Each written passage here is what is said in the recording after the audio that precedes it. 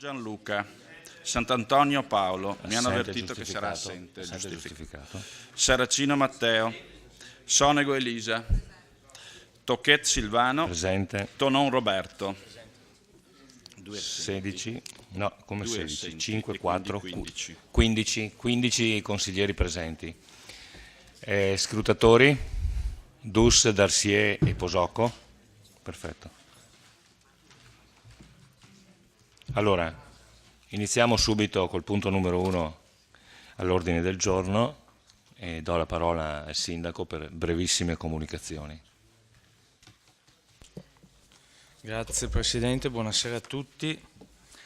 Due comunicazioni, leggo la prima. È stato sottoscritto l'accordo tra le parti, Ministero della Difesa, Agenzia del Demanio e Comune di Vittorio Veneto, ai sensi dell'articolo 6 del protocollo d'intesa del 10 novembre 2014 per la valorizzazione degli immobili militari dismessi. In attuazione delle deliberazioni del Consiglio Comunale numero 46 novembre 2015 e numero 9 marzo 2016, il protocollo riporta gli obiettivi di valorizzazione per Palazzo d'Oro Altan, Palazzo Piccin, Caserme Marinotti, Tandura e Goti. L'accordo di permuta tra le caserme maronese di proprietà del Comune, l'aviocampo di San Giacomo di Veglia in primis e porzione della caserma Gotti di proprietà dello Stato. All'accordo tra le parti seguirà la sottoscrizione di un successivo atto d'intesa per la permuta. In tale atto saranno contenuti i valori, le superfici e le modalità di trasferimento dei beni. La sottoscrizione di tale atto successivo è ipotizzata entro il mese di maggio. Entro l'estate troveranno anche compimento le varianti urbanistiche di valorizzazione.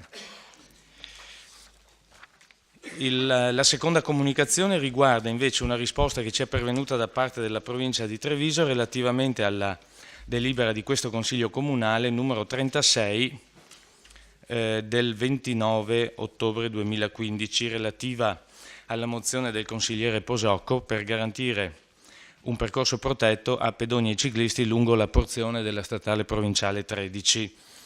Riassumo la risposta. In sostanza la provincia, ricordando il proficuo lavoro di collaborazione recente tra l'amministrazione comunale e provinciale, ricorda che la provincia di Treviso ha ad oggi confinanziato lavori volti al miglioramento della propria rete stradale sulla base di progettazioni redatte dalle amministrazioni comunali, provvedendo prioritariamente alle necessarie ricalibrature delle strade, oltre che alla creazione dei percorsi protetti.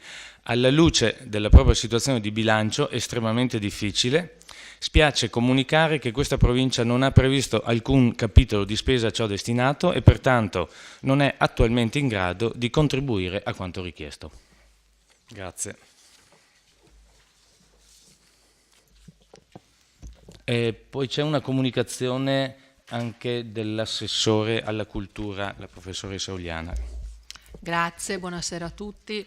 In realtà due comunicazioni. Una riguarda il fatto che in questo periodo stiamo dando definitivamente l'addio ai vecchi buoni pasto per un sistema informatizzato di pagamento elettronico.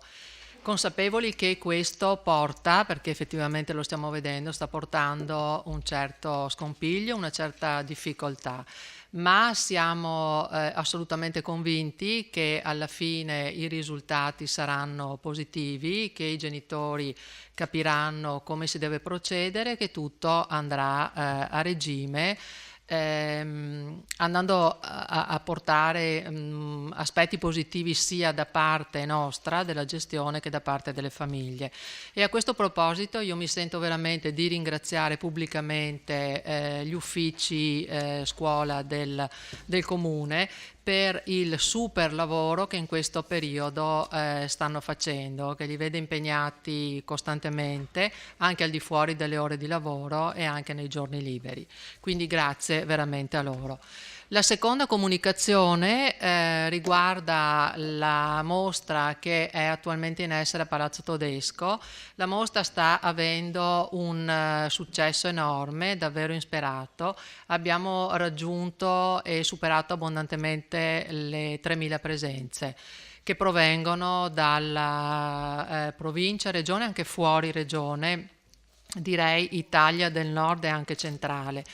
Quindi per questo motivo, proprio per il successo che sta ottenendo, abbiamo pensato insieme a chi ha organizzato la mostra di prolungarla fino all'8 di maggio, in modo tale da dare la possibilità anche durante il ponte del 25 aprile e il 1 maggio di poter andare a visitare questa mostra. Grazie. Grazie Assessore.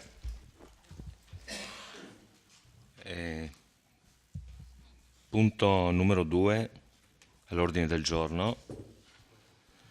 Programma triennale opere pubbliche 2016-2018 ed elenco annuale 2016. Approvazione. La parola all'assessore Turchetto, coadiuvato dall'architetto Antoniazzi. Sì, grazie Presidente. Allora, appunto per questo primo punto all'ordine del giorno abbiamo preparato anche un PowerPoint per poter illustrare appunto i progetti che entrano nell'elenco annuale delle opere pubbliche per quanto riguarda il 2016. Un elenco annuale, vado sinteticamente così a presentarlo, che è ovviamente informato a quelli che sono i criteri, i principi cardine del nostro programma di mandato, quindi progetti che riguardano la mobilità, il rilancio della città, la cultura, la scuola e lo sport. Allora io vado a elencare brevemente adesso quelli che sono appunto gli interventi previsti dall'elenco annuale 2016. Parte dei quali derivano già da, erano già stati approvati con il bilancio 2015 e con la variazione fatta a ottobre, mi sembra, erano stati poi spostati all'annualità 2016 a seguito delle mancate entrate finanziarie dovute alle mancate entrate di ICI IMU delle centrali idroelettriche. Allora, gli interventi li scorro velocemente. Allora, previsto l'intervento di riordino, riqualificazione e messa in sicurezza viabilità urbana anno 2015, ulteriori interventi di riordino, riqualificazione e messa in sicurezza della viabilità urbana via Grazioli, ammodernamento del polo sportivo, primo intervento, adeguamento strutturale e sostituzione infissi scuola primaria Crispi, completamento Palazzo Todesco, nuova polisteca comunale, sistemazione palazzina di via Lorenzo da Ponte, numero 107. Allora, a questo punto andrei direttamente a illustrare i progetti. Sappiamo appunto che gli interventi che entrano nell'elenco annuale devono essere corredati da una progettazione. Quindi partendo dal primo di questi che ho elencato e che riguarda la viabilità, si tratta appunto dell'intervento di riordino, riqualificazione e messa in sicurezza viabilità urbana anno 2015 per un importo complessivo di 300.000 euro e si riferisce alla sistemazione dell'incrocio dell'ospedale. Abbiamo previsto in questo caso la realizzazione di una rotatoria rispetto all'incrocio attuale che consenta di collegare tra loro in sicurezza i 4 rami principali, le 4 strade principali che su quell'incrocio convergono, cioè l'accesso all'ospedale civile, l'accesso a via Carbonera, quindi l'accesso alla casa di riposo e all'hospice, la strada che porta in centro città attraverso il quartiere di Costa e il collegamento con Viale del Cansiglio. Ecco, questo quindi è l'intervento previsto. Il secondo intervento, sempre con riferimento alla mobilità, riguarda un progetto di estensione della rete delle piste ciclabili cittadine. Ed è quindi il progetto della pista ciclopedonale di via Grazioli, che va dal distributore dell'Esso, diciamo, di via Grazioli, fino alle vie, perdonatemi un attimo, via Saccardo, via Spagnolo, esatto, fino all'incrocio con via Saccardo, via Francesconi e via Spagnola, appunto, e all'edicola di via Francesconi. E in questo caso è prevista non solo la realizzazione della pista ciclopedonale, ma anche del ponte, del piccolo ponte, piccolo manufatto sul Cervada. Torrente Cervada.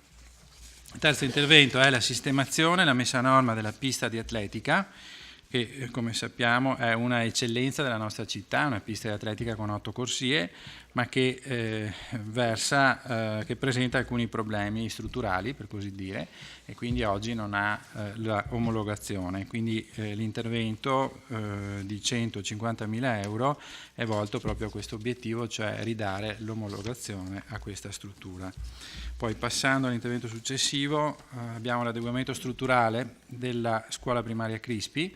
In questo caso si tratta appunto di un intervento di edilizia scolastica e di messa a norma antisismica e di ristrutturazione in generale, insomma, di questa importante scuola cittadina del quartiere di Ceneda. Passando ancora successivamente abbiamo l'intervento di completamento di Palazzo Todesco.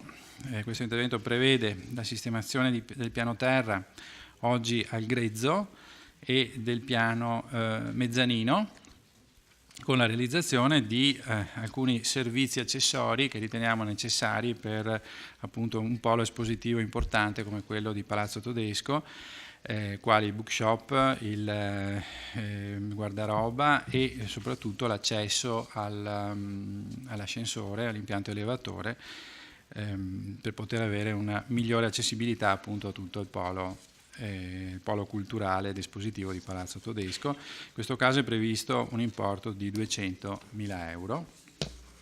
Poi passiamo all'intervento più consistente dal punto di vista economico ed è la nuova Polisteca, cioè una struttura prevista ubicata presso la ex scuola Cosmo in centro città, ed è una struttura polifunzionale, potremmo definirla così, diciamo, che troverà al suo interno, nei vari piani, una serie di servizi.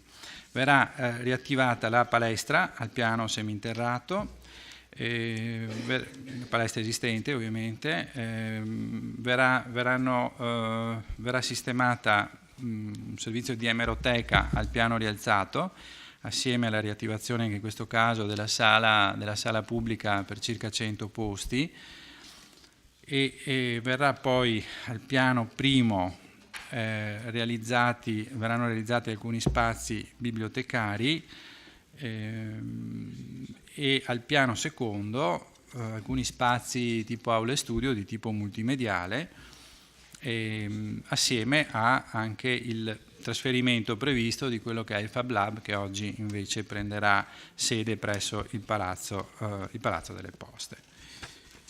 Per finire abbiamo inserito nell'elenco dell'anno 2016 degli interventi la sistemazione, la ristrutturazione della palazzina di via Lorenzo da Ponte, quella che fa angolo con via del Pretorio.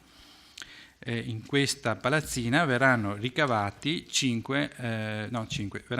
8 appartamenti a partire dai 5 esistenti di proprietà comunale e destinati ad edilizia sociale. In questo caso abbiamo un finanziamento l'importo del progetto è di 400.000 euro complessivi, 400.000 euro che derivano da un finanziamento regionale, in quanto abbiamo presentato ad un bando regionale questo progetto che è risultato primo classificato tra tutti quelli che sono stati presentati e quindi ha ottenuto il pieno finanziamento dei 400.000 euro. Ecco, io mi fermerei qui per il momento per dare spazio appunto al dibattito e alle domande. Grazie.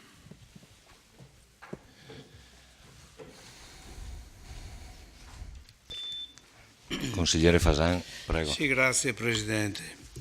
Prima di cominciare questo Consiglio Comunale avevo chiesto al Presidente del Consiglio e al Segretario se era possibile per me leggere una dichiarazione che riguarda il regolamento di questo Consiglio Comunale. Mi hanno detto che non è possibile, pertanto ho aspettato il primo punto dell'ordine del giorno e cercherò di leggere ai consiglieri quanto ho scritto. Egregio Presidente, prima che questo Consiglio abbia inizio ci preme chiarire una dirimente questione preliminare relativamente ai punti 2, 3 e 6 dell'odierno ordine del giorno. Gli argomenti di discussione nei suddetti punti sono rispettivamente Il numero 2, programma triennale opere pubbliche 2016-2018 ed elenco annuale 2016 approvazione. Il punto numero 3, piano delle alienazioni e valorizzazioni immobiliari anno 2016 ai sensi dell'articolo 18 del decreto legislativo 112-2008 convertito in legge 133/2008 e dell'articolo 35 della legge del 16 febbraio 2010 numero 11 approvazione. Al numero 6, approvazione bilancio e previsione 2016-2018 relativi allegati. Evidenziamo a proposito che gli atti consigliari che venissero oggi approvati in relazione agli indicati argomenti risulterebbero viziati in via derivata in virtù della circostanza per cui il consigliere Fasan, come ben noto a tutti a questo Consiglio, non ha potuto prendere parte all'Assemblea e dunque alla discussione del 30 novembre scorso che ha condotto all'emissione dei provvedimenti agli stessi presupposti, verso i quali pende infatti allo Stato ricorso dinanzi al TAR del Veneto. Invero, presupposto fondamentale per la legittimità della discussione e della successiva decisione dei suoi indicati argomenti all'ordine del giorno è il dirimere se tali atti presupposti adottati in esito al Consiglio del 30 novembre 2015 scorso siano illegittimi come riteniamo o meno. Ragione per la quale risulterebbe opportuno astenersi dal procedere all'esame dei suddetti punti sino alla definizione del giudizio. Ove peraltro nelle more di tale decisione statuizione del giudice amministrativo, come è parso di esprimere il Consiglio del 31 marzo scorso, avente ad oggetto l'attuazione del protocollo d'intesa con il Ministero della Difesa ed Agenzia del Demanio per la valorizzazione delle aree militari dismesse, ulteriori determinazioni, l'amministrazione intendesse di porre in essere surrettiziamente ed illegittimamente un improprio ed in ogni caso inefficace tentativo di ratifica sanatoria dei suddetti atti presupposti, la cui legittimità è tutta da dimostrare. Riveliamo sin d'ora che tale modo di operare risulta ulteriormente scorretto e gravemente illegittimo, in quanto tali ratifiche e integrazioni, con qualunque mezzo e modalità di denominazione le si volesse tentare di porre in essere, non risultano essere state inserite nell'ordine del giorno di questo Consiglio, mentre invece avrebbero dovuto essere espressamente previsto quale argomento puntuale, separato e specifico, tanto più in considerazione del loro indubbio rilievo. Non risulterebbero di conseguenza nemmeno rispettati gli obblighi di informativa dei consiglieri, nei termini di legge e di regolamento agli stessi spettanti, per prepararsi adeguatamente sul punto. Neppure sono stati messi a disposizione dei consiglieri gli atti necessari alla discussione di tali argomenti, come pure non risulterebbe rispettato il tempo di discussione adeguato per ciascun punto. In ragione di un tanto e dei ribaditi profili di manifesta illegittimità, si chiede che venga sin d'ora chiarito i 3 succitati punti all'ordine del giorno e il loro esame non costituiscono in alcun modo conferma, ratifica sanatoria dei suddetti atti presupposti di cui al Consiglio del 30 novembre scorso. Chiedo che questa mia dichiarazione sia messa agli atti. Grazie. Lascerò chiaramente il Consiglio Comunale.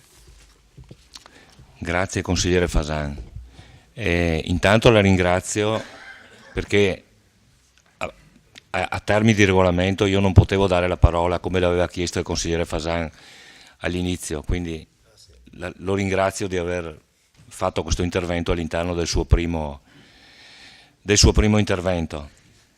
E se d'altronde l'avessi fatto sarei stato tacciato di aver bypassato il regolamento. Siccome la cosa succede in ogni caso, visti gli articoli recenti sui giornali, l'ultimo di venerdì scorso mi accusa di non mettere le interpellanze ai primi punti all'ordine del giorno, quando il regolamento è ancora quello vecchio, va cambiato, e nella delibera approvata, la delibera numero 26 mi sembra, la delibera numero 26 del registro delle delibere, noi abbiamo espressamente approvato che la trattazione di interrogazioni o interpellanze avvenga di norma nelle adunanze ordinarie nella parte iniziale della seduta pubblica. Avevo spiegato all'inizio della riunione di capigruppo che stante la presenza dei tecnici lasciavamo l'ordine del giorno immutato e nonostante questo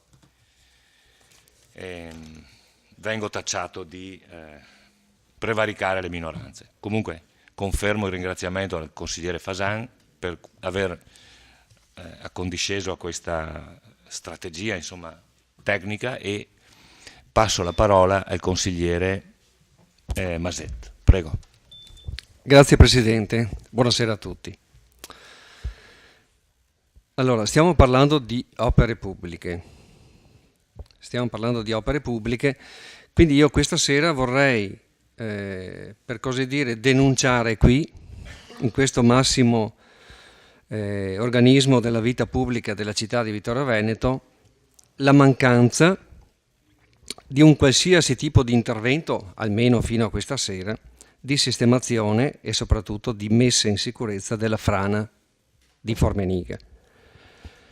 Possiamo dire la verità, che correva la fine dell'anno 2013 o gennaio 2014, quando in località Formeniga una frana colpì e rese inagibile un tratto della strada comunale via Formeniga. Nel tratto che porta nella sua parte terminale ad un gruppo di case, all'oratorio parrocchiale, alla casa canonica, alla chiesa parrocchiale sempre di Formeniga.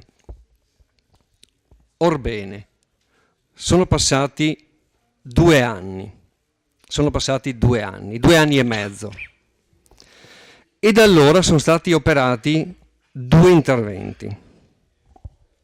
Primo intervento, è un intervento d'urgenza, è stato un intervento d'urgenza mirato ad alleggerire la parte a valle, diciamo così, del corpo franoso, quindi la parte a valle di questo movimento franoso. Sono stati scavati degli enormi fossati su un terreno di privati, cittadini, con la consapevolezza che comunque a breve si sarebbe dovuto sistemare la frana, ripristinare il terreno dei privati che di fatto sono sfrattati da quella che è la loro proprietà da 2 anni e mezzo. Un intervento d'urgenza perché andava fatto, e lì nulla da dire sull'intervento. Però sono passati 2 anni. Allora non so se vi rendete conto della gravità della cosa. Il secondo intervento si è svolto ad opera della precedente amministrazione, guidata dal sindaco Gian Antonio D'Arè. Il secondo intervento, dicevo, è stato fatto ad aprile 2014, quasi immediatamente dopo, e rendeva e ha reso e rende tuttora agibile il tratto di strada della strada comunale via Formeniga che era franato. A parte questi 2 interventi, uno d'urgenza, uno successivo, il nulla, anzi la metà del nulla, oserei dire. Allora la mia domanda a questa amministrazione è una sola e semplice. A che punto siamo con l'inizio dei lavori? Sì, dico inizio dei lavori perché io do per certo, e qua l'assessore di competenza mi darà conferma, che tutto sia pronto e che noi siamo pronti ad iniziare i lavori di questa benedetta frana. Dico questo anche perché Assessore, a cittadini che si sono recati da lei, ai primi di settembre dello scorso anno, 2016, lei aveva dato ampia assicurazione che per fine anno 2016 il tutto sarebbe sistemato. Quindi la mia domanda è molto semplice. Prima riflessione. Seconda riflessione. Siamo sempre nella zona di Formeniga e voi dovete aver pazienza, ma io comunque da là arrivo, quindi è chiaro che vedo di più i problemi di quella zona che quelli del resto di Vittorio, dove comunque sono collocati altri consiglieri, miei colleghi. Allora, siamo collocati sempre in quella zona, siamo nella via Somera. La via Somera è quella strada comunale che inizia dove la via Formeniga finisce, o meglio dove fa un angolo a 180 gradi e si porta verso la frana che ho appena citato. La via Somera è quella via che da quel punto porta al bivio San Luca, direzione Corbanese e direzione Vittorio Veneto, confin. Allora, in quel punto abbiamo un problema enorme, abbiamo un problema di scolo delle acque che non vengono convogliate in modo corretto, no? E che quindi abbiamo un vero e proprio dilavamento, e quindi nel momento in cui, non dico che si presenta una bomba d'acqua, un qualcosa di importante, ma una quantità d'acqua un attimino più alta del normale, abbiamo l'effetto di un torrente che scende verso valle. Ecco, qui ho anche delle foto. Questa è la foto del torrente che dalla via Somera scende, no, verso valle. E ha già innescato comunque un movimento franoso.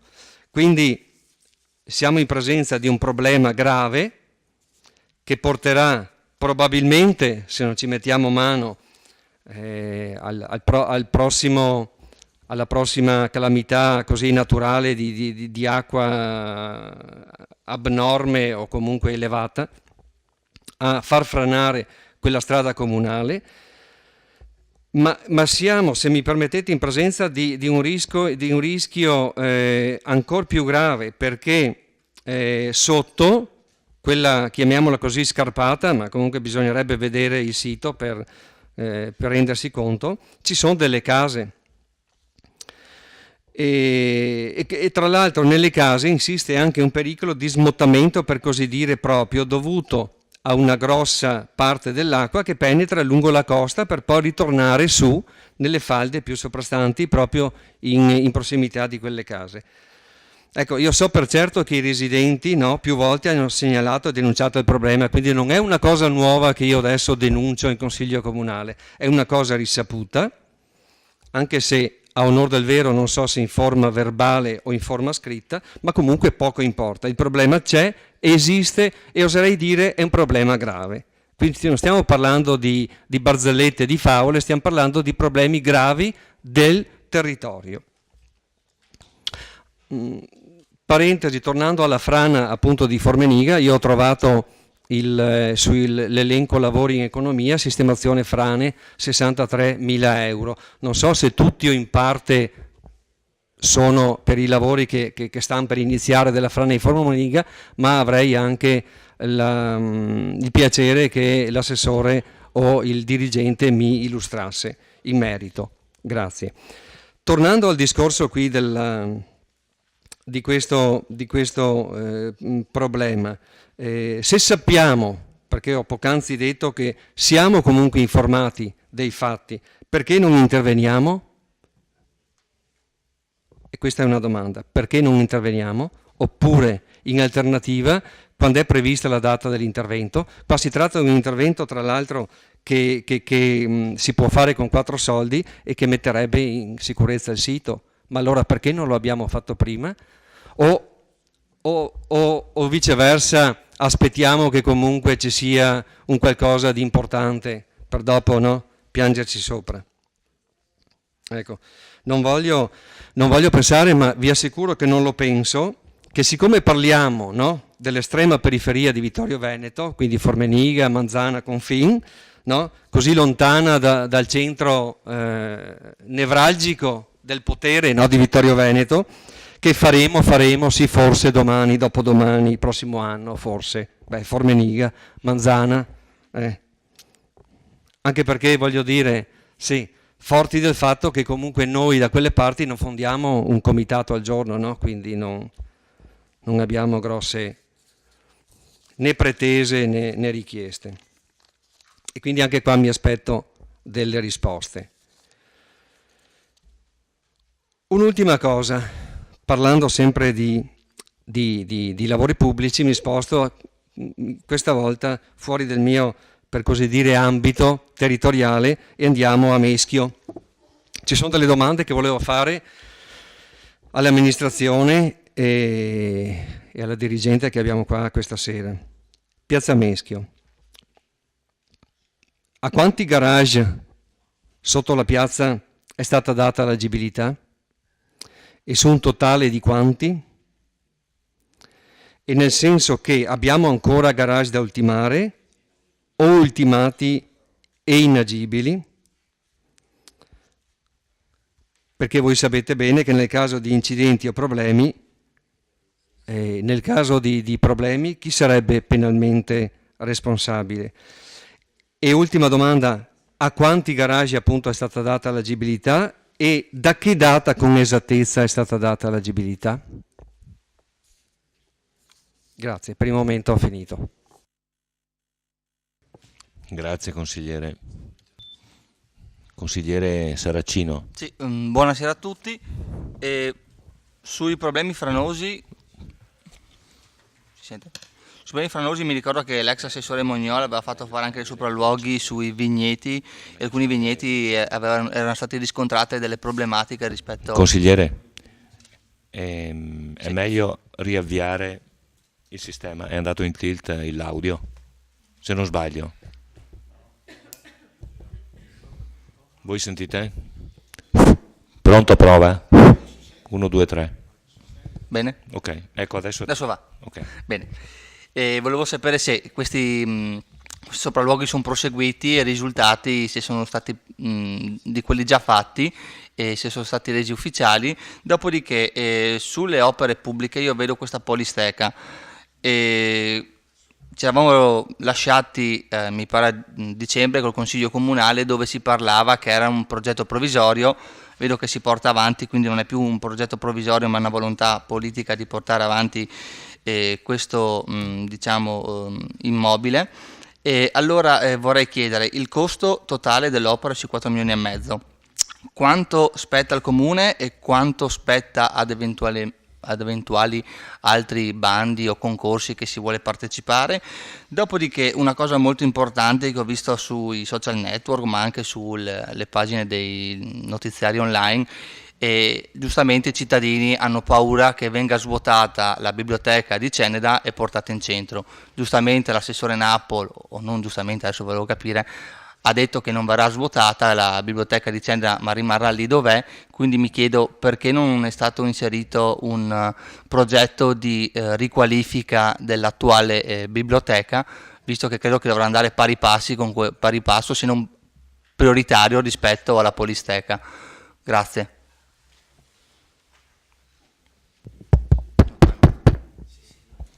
Grazie consigliere. Non ci sono altre domande per adesso. Allora, consigliere Posocco. Sì, grazie. Volevo fare una domanda riguardo alla situazione là del quartiere di Ceneda, la zona di Via Grazioli, quando ho visto che è in programma, diciamo, la messa in sicurezza, posso chiamarla così, di Via Grazioli. Volevo maggiori informazioni per quel che riguarda lo stato di fatto dell'opera, com'è l'esproprio del terreno, diciamo, accanto al distributore dell'Esso. Immagino che lì ci sia ancora qualche problemino. E collegandomi a questo, volevo capire la pista ciclabile che porta al Parco San Valentino di Cozzuolo, lo stato, anche se era su un progetto, penso piano opere pubbliche, mi corregga assessore, del 2014, collegato al parcheggio dell'uscita dell'autostrada, che è importante, anche questo finanziato nel 2014, collegato alla pista che porta al Parco San Valentino, e collegato poi alla bretella di Via Pinto, e il discorso della rotatoria, se ha qualche notizia, visto che siamo in discussione del piano opere pubbliche, alla rotatoria all'altezza di Via Bressana. Grazie. Grazie consigliere. Allora, possiamo considerare chiuso il primo giro, perché non vedo interventi. Possiamo passare a qualche risposta? Prego.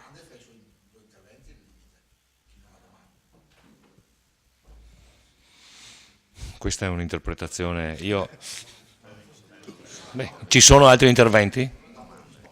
Ci sono altri interventi? No, allora io passerei alle risposte. Ok, prego. Sì. Prego. Sì, grazie. Allora, partiamo dal consigliere Masetta.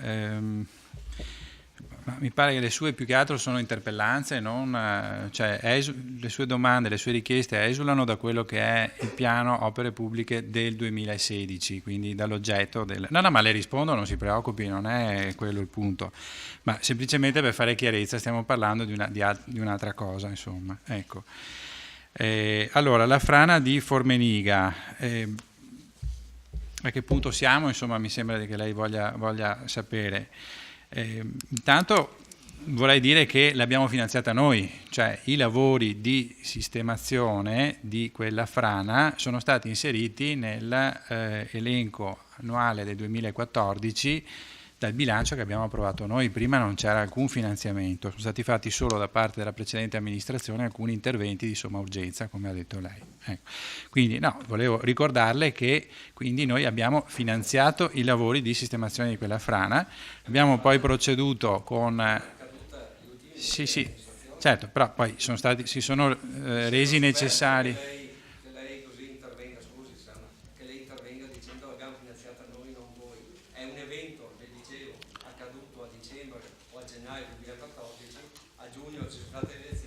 Ma a me per esempio non sembra tanto superfluo, perché di solito i bilanci preventivi dell'annualità in corso si fanno nei primi mesi, quindi avreste avuto tutto il tempo per farlo quel bilancio preventivo e quindi anche inserire questi lavori con una variazione di bilancio. Invece non l'avete fatto perché eravate sempre in ritardo rispetto a queste scadenze, no? Noi invece cerchiamo adesso di anticipare le approvazioni dei bilanci preventivi, come dimostra questa serata questo Consiglio Comunale, e quindi di anticipare ai primi mesi dell'anno e speriamo in futuro agli ultimi mesi dell'anno precedente a cui si riferisce il bilancio preventivo, i bilanci stessi appunto. Quindi l'abbiamo inserita noi, l'abbiamo finanziata noi, non voi. Questi lavori li abbiamo finanziati noi e dopo che ovviamente questi lavori sono entrati a far parte del bilancio bisogna fare gli studi necessari, gli approfondimenti e gli studi necessari e adesso procederemo appunto con i lavori. I cittadini, come lei ha giustamente detto, sono venuti da me a trovarmi e hanno chiesto rassicurazioni. Vedremo appunto di rispettare questa scadenza del 2016 esattamente come l'ha posta lei, insomma, no? Ecco, per cui non è che siamo rimasti fermi, siamo in corso,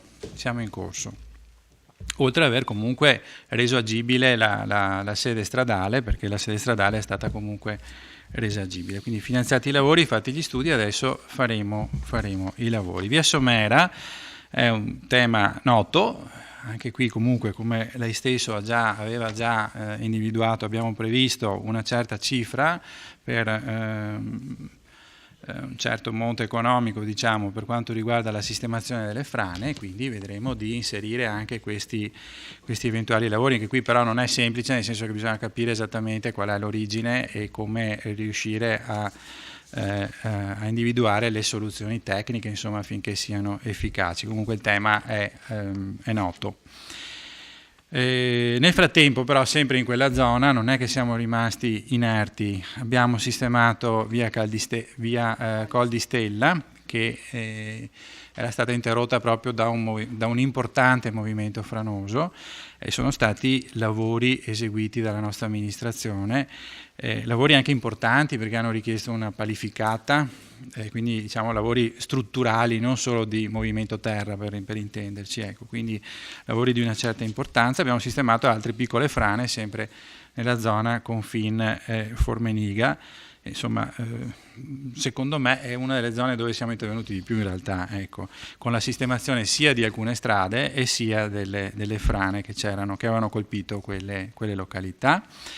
Contemporaneamente ovviamente c'è stata tutta la gestione dell'importante frana del Fadalto, quindi credo che su questo tema insomma, non ci sia mancato il lavoro, ci siamo dati parecchio da fare. Lei chiede poi di Piazza Meschio, ma questo veramente esula dal programma opere pubbliche, non è un'opera pubblica e soprattutto il tema dell'agibilità dei garage è una questione che riguarda l'edilizia privata e eventualmente le risponderemo nel dettaglio nei prossimi consigli comunali, perché la sua domanda risulta essere una sorta di interpellanza, insomma, in tal senso.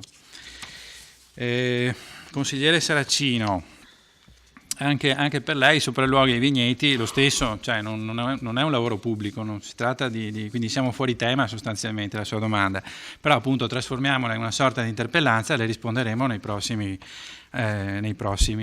consigli comunali, se a lei va bene, perché ovviamente non abbiamo i dati in questo momento pronti per poterle rispondere. Invece per quanto riguarda la Polisteca, lei chiede il finanziamento è di 2 milioni e 800, è di 4 milioni e mezzo in totale. 2 milioni e 8 noi prevediamo che possano arrivare appunto da un finanziamento statale, quindi come diceva lei da bandi, da risorse esterne a quelle comunali, e per il resto invece da risorse comunali. Per quanto riguarda invece la biblioteca di Ceneda, no, non è prevista né una chiusura né uno svuotamento, nulla di tutto questo, è prevista una sua riqualificazione e un suo, anzi, potenziamento sostanzialmente, cioè diventerà, oltre a mantenere, a continuare ad essere la biblioteca del territorio sostanzialmente, dove troveranno quindi sede i libri del territorio, della storia della città, eccetera, eccetera, abbiamo previsto che trovi sede in questo edificio anche un centro studi variamente articolato, per dirla così, quindi sulla Grande Guerra principalmente, che riguarda poi anche la storia della città, come dicevo prima, e sulla figura di Lorenzo da Ponte. Oggi non c'è, manca un centro studi di questo genere, quindi pensiamo che lì possa trovare ubicazione questo centro studi, unitamente anche alla valorizzazione degli archivi, perché sappiamo che oggi gli archivi comunali storici soprattutto sono in sofferenza, ci sono numerosi studiosi che si recano nei locali della biblioteca, però c'è una certa difficoltà nella consultazione appunto degli archivi stessi, proprio per la logistica che comportano in questo momento, quindi è prevista una valorizzazione anche degli archivi storici comunali, da considerare in parallelo a quella che è anche l'archivio storico diocesano, no? Che c'è in seminario, quindi le due strutture poi potranno quindi lavorare in parallelo sostanzialmente, quindi una valorizzazione complessiva di tutta l'area. Consigliere Posocco, via Grazioli, qual è lo stato dell'arte dell'opera? Beh, siamo al progetto preliminare ovviamente, perché il progetto preliminare deve essere approvato per poter far sì che l'opera entri nell'elenco annuale appunto dei lavori pubblici, quindi siamo a questo punto al progetto preliminare. Comunque procederemo e credo che si riuscirà a lavorare in parallelo proprio con l'altro intervento che lei ha citato, quello della pista ciclopedonale che collegherà Cozzuolo alla rotatoria di via Grazioli, in modo tale da dare continuità fino all'ingresso di Ceneda, insomma da collegare Cozzuolo con l'ingresso di Ceneda con un'unica infrastruttura. Quindi le abbiamo tenute assieme sostanzialmente, anche se si tratta di due interventi separati, proprio perché comunque hanno una loro logica unitaria, ecco, in questo senso. La rotatoria di via della Bressana, avevo già risposto mi pare su questo tema in un precedente consiglio comunale. Allora, sappiamo che l'accordo tra i vari enti per poter realizzare questa infrastruttura prevedeva che fosse la provincia di Treviso, l'ente provincia, a realizzare i lavori della rotatoria, mentre il comune si era assunto l'onere di acquisire i terreni. I lavori sarebbero stati finanziati sostanzialmente con il ribasso d'asta, con i residui del lavoro principale, che era di tutta la cosiddetta bretella di Ceneda, insomma, ecco, bretella sud di Vittorio Veneto. Allo Stato ancora non c'è il nulla osta da parte della Regione, che è l'ente, diciamo, che aveva finanziato con la maggior quota questi lavori per l'utilizzo appunto di questi residui. Quindi siamo in una situazione di stand-by, mentre per quanto riguarda l'amministrazione comunale possiamo dire che abbiamo completato, ultimato tutti i documenti propedeutici alla stipula dei contratti per l'acquisto dei terreni, appunto. Quindi si tratta di procedere all'acquisizione dei terreni. Però poi questo non vuol dire che verranno fatti i lavori, perché se non c'è il nulla osta, diciamo, regionale, non è detto che si possa andare avanti. Comunque noi siamo intenzionati a mantenere quello che è il nostro impegno in questo senso, sicuramente. Chiedo scusa, il parcheggio quale? Fa parte del pacchetto Via Grazioli, Parco del Valentino. È tutto, fa parte dello stesso finanziamento, dello stesso lavoro, quindi partiranno assieme quegli interventi. Sì. Grazie. Allora, altri interventi? Secondo... scusi, c'è la prenotazione del consigliere Maset, chiedo scusa. Sì, allora ringrazio il vice sindaco, ma lei veramente è un bravo attaccante, sa dribblare bene le domande. Comunque io colgo l'esortazione che lei ha fatto, perché ha chiamato tutte le mie domande interpellanze, quindi le anticipo sin d'ora che nei prossimi giorni io preparerò un'interpellanza per quanto riguarda la frana di Formeniga, perché due cose: intanto lei non è stato attento quando le dicevo prima che la strada della frana non è stata messa a posto da questa amministrazione, ma è stata messa a posto nel mese di fine aprile, primi di maggio, dall'amministrazione uscente di Gian Antonio Darè.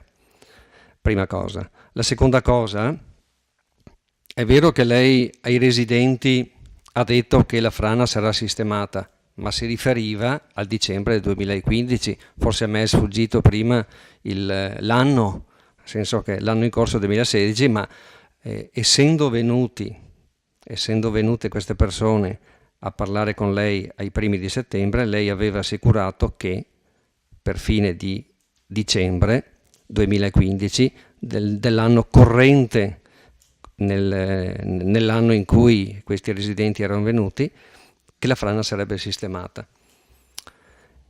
E poi c'è ancora il problema del terreno che rimane là inagibile con questi scavi, con queste opere così. Per quanto riguarda anche il discorso di Piazza Meschio, sul quale lei cortesemente non mi ha dato una risposta, anche là nei prossimi giorni presenterò un'interpellanza, perché come da documentazione fotografica in mio possesso c'è un'entrata e uscita di mezzi da Piazza Meschio. Quindi la mia preoccupazione, che è una preoccupazione, è di sapere se sono tutti agibili i garage, quali e quanti e da che data, visto che c'è anche una prova documentale della data della foto. Con queste premesse però io non mi sento di continuare questo consiglio comunale. Piano opere pubbliche, bilancio, io vi auguro buon lavoro e tolgo disturbo, grazie.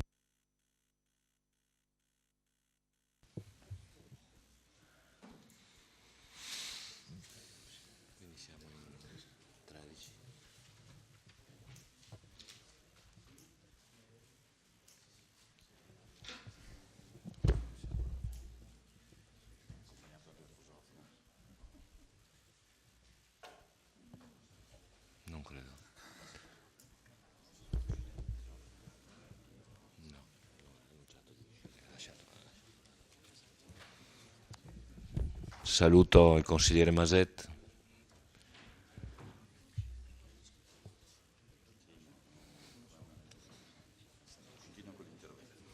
Ci sono altri interventi?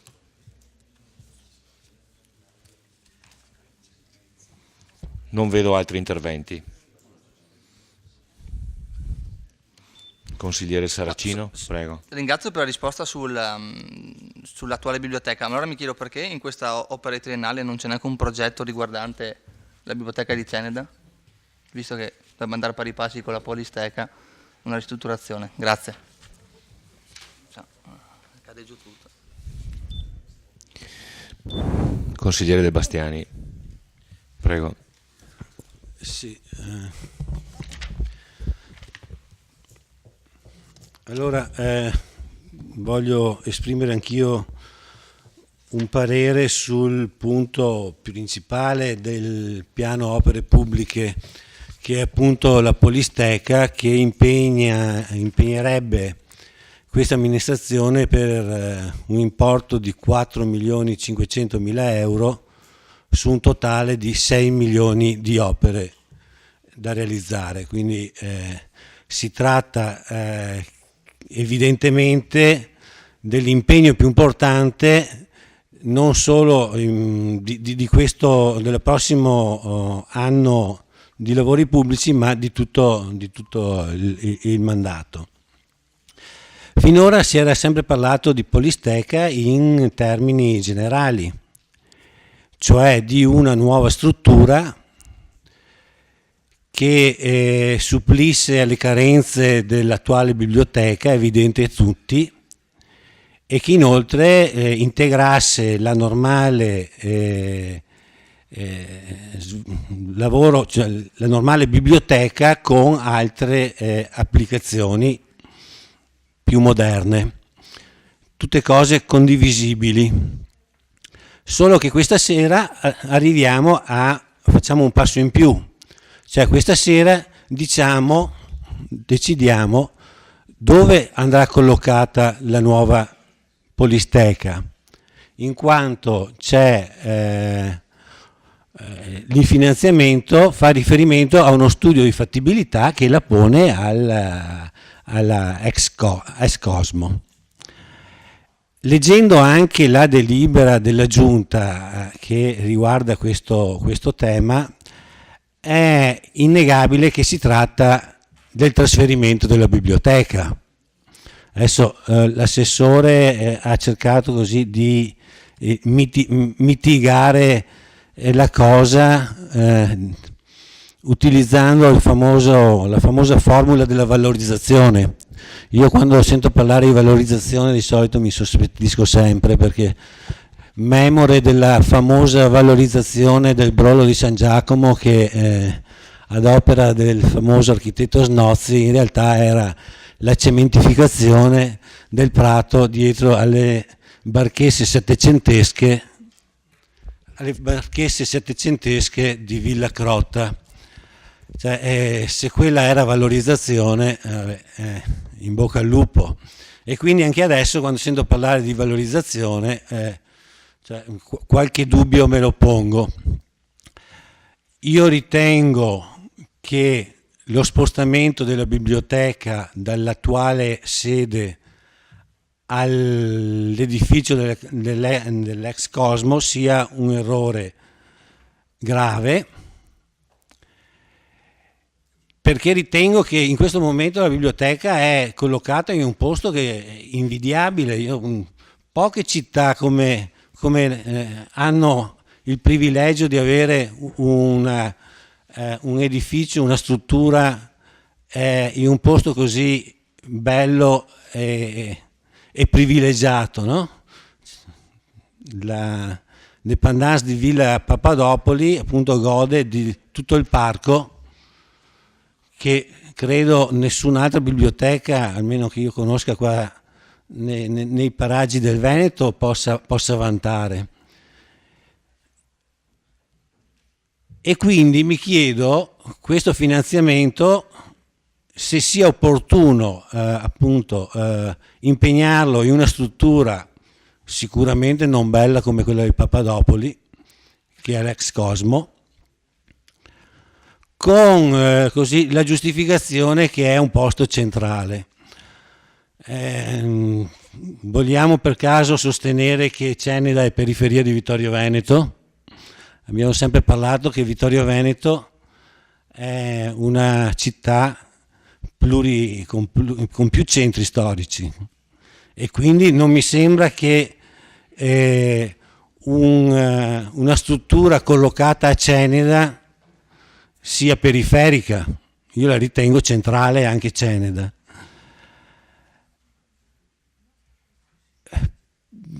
È vero che la biblioteca ha bisogno di spazi nuovi, è vero che probabilmente il Museo della Battaglia ha bisogno di spazi nuovi, ma gli spazi nuovi ci sono lì vicino alla biblioteca, a 100 metri di distanza, ed è la rotonda di Villa Papadopoli.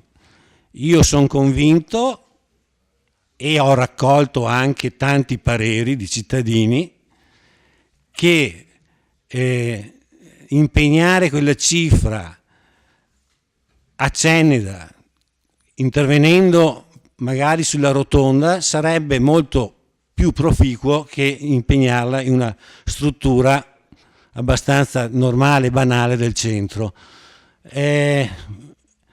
La Villa Papadopoli è sicuramente un bene straordinario.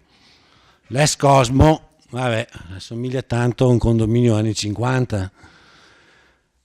Per cui io spero che che la decisione che si prenderà questa sera possa essere riconsiderata, magari confrontandoci con la cittadinanza, perché no?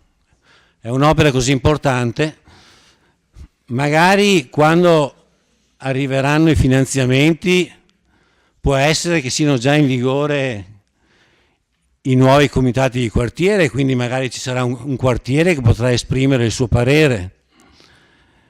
Magari si potrebbero sentire gli utenti della biblioteca cosa ne pensano.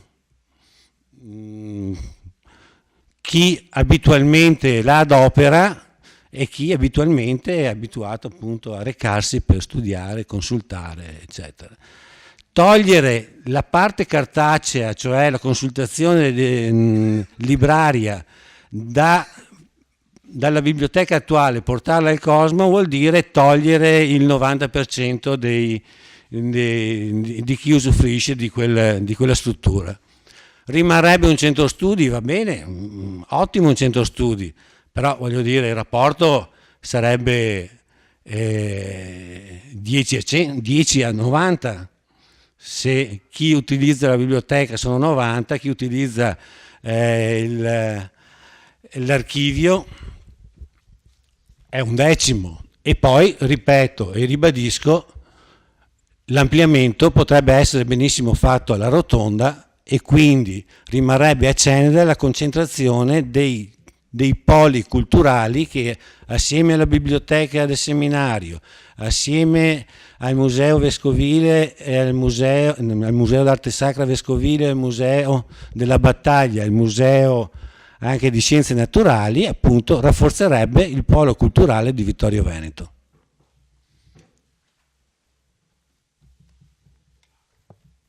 Grazie. Nell'ordine, consigliere Botteon.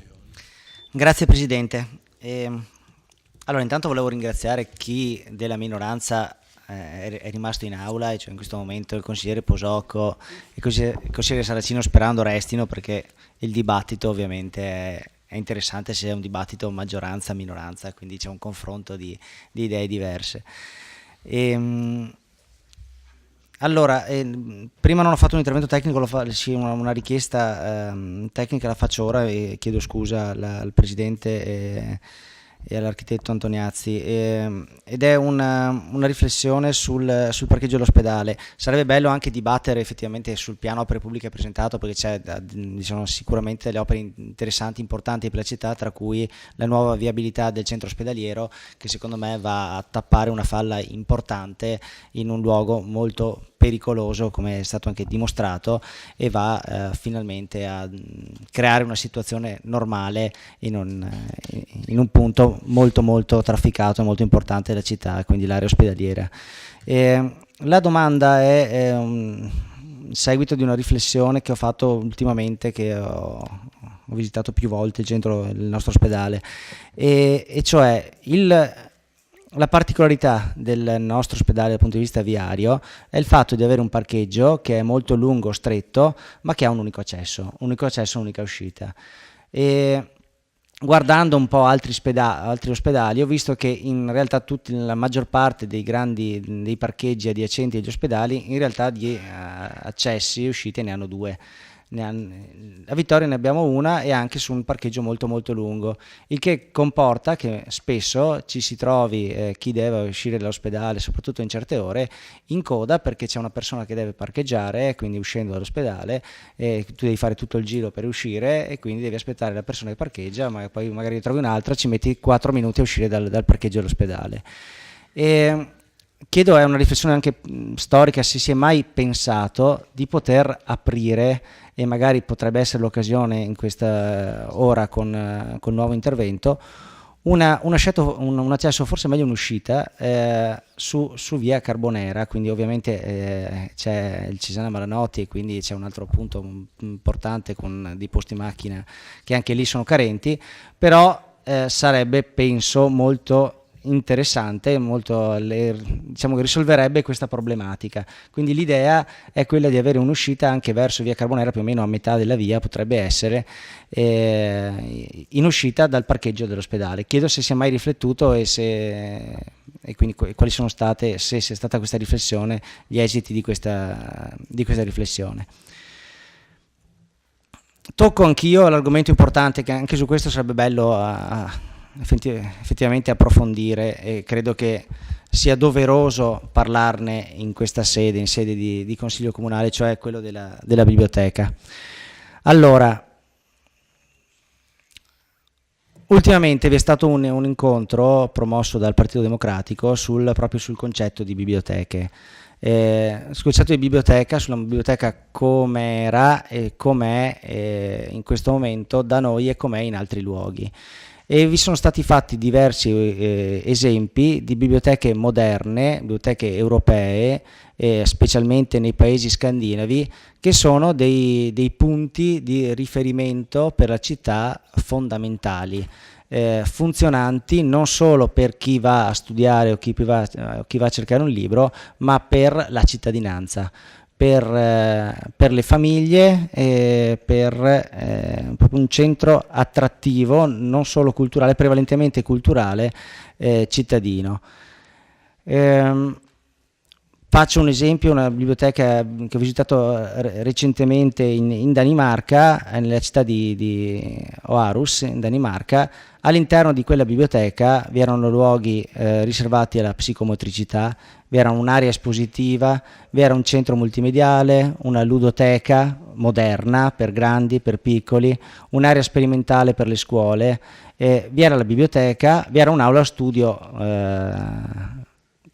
fatta come si deve, con spazi sufficienti, un numero di tavoli sufficienti a soddisfare le richieste. E questa è una direzione che secondo me dobbiamo seguire finalmente anche in Italia, dove siamo ancorati a un concetto di biblioteca che è piuttosto vecchio, e cioè un luogo dove si entra, si sta in religioso silenzio e si studia, oppure si ricerca un libro, la maggior parte delle volte si va per studiare. È vero quello che diceva il consigliere De Bastiani, cioè in questo momento dove si trova la biblioteca è un posto stupendo, bellissimo, e che ha un gran valore anche affettivo. Dico, io ci ho studiato, ci ho studiato i miei amici, ed è un posto dove è bello andare, però dal punto di vista dei servizi che una biblioteca moderna secondo me dovrebbe avere, è un luogo non adeguato. E sicuramente questo ragionamento è stato un punto di partenza di quella che è stata la decisione presa dalla Giunta, ed è comunque una decisione, sì,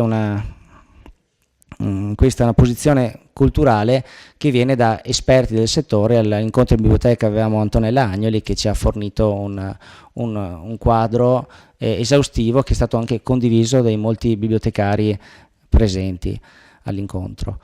E oggi quindi una biblioteca è questo, e quindi fare un passo verso questa direzione è sicuramente una scelta intelligente. Vero però è che togliere a Ceneda la biblioteca vuol dire sicuramente ferire Ceneda, togliere una parte importante, togliere un flusso di persone importanti. Vero che a Ceneda c'è il museo che è stato rimesso a nuovo e che è sicuramente un punto attrattivo fortissimo della città, Però è vero che la biblioteca è un luogo che noi siamo abituati a vivere, a vedere a Ceneda e vivere nel quartiere di Ceneda. Lo spostare, quindi la biblioteca, anche se sicuramente resta il centro studi in quella sede, secondo me ha bisogno di una compensazione e la compensazione va ricercata per tempo, ed è un lavoro che come maggioranza dobbiamo fare.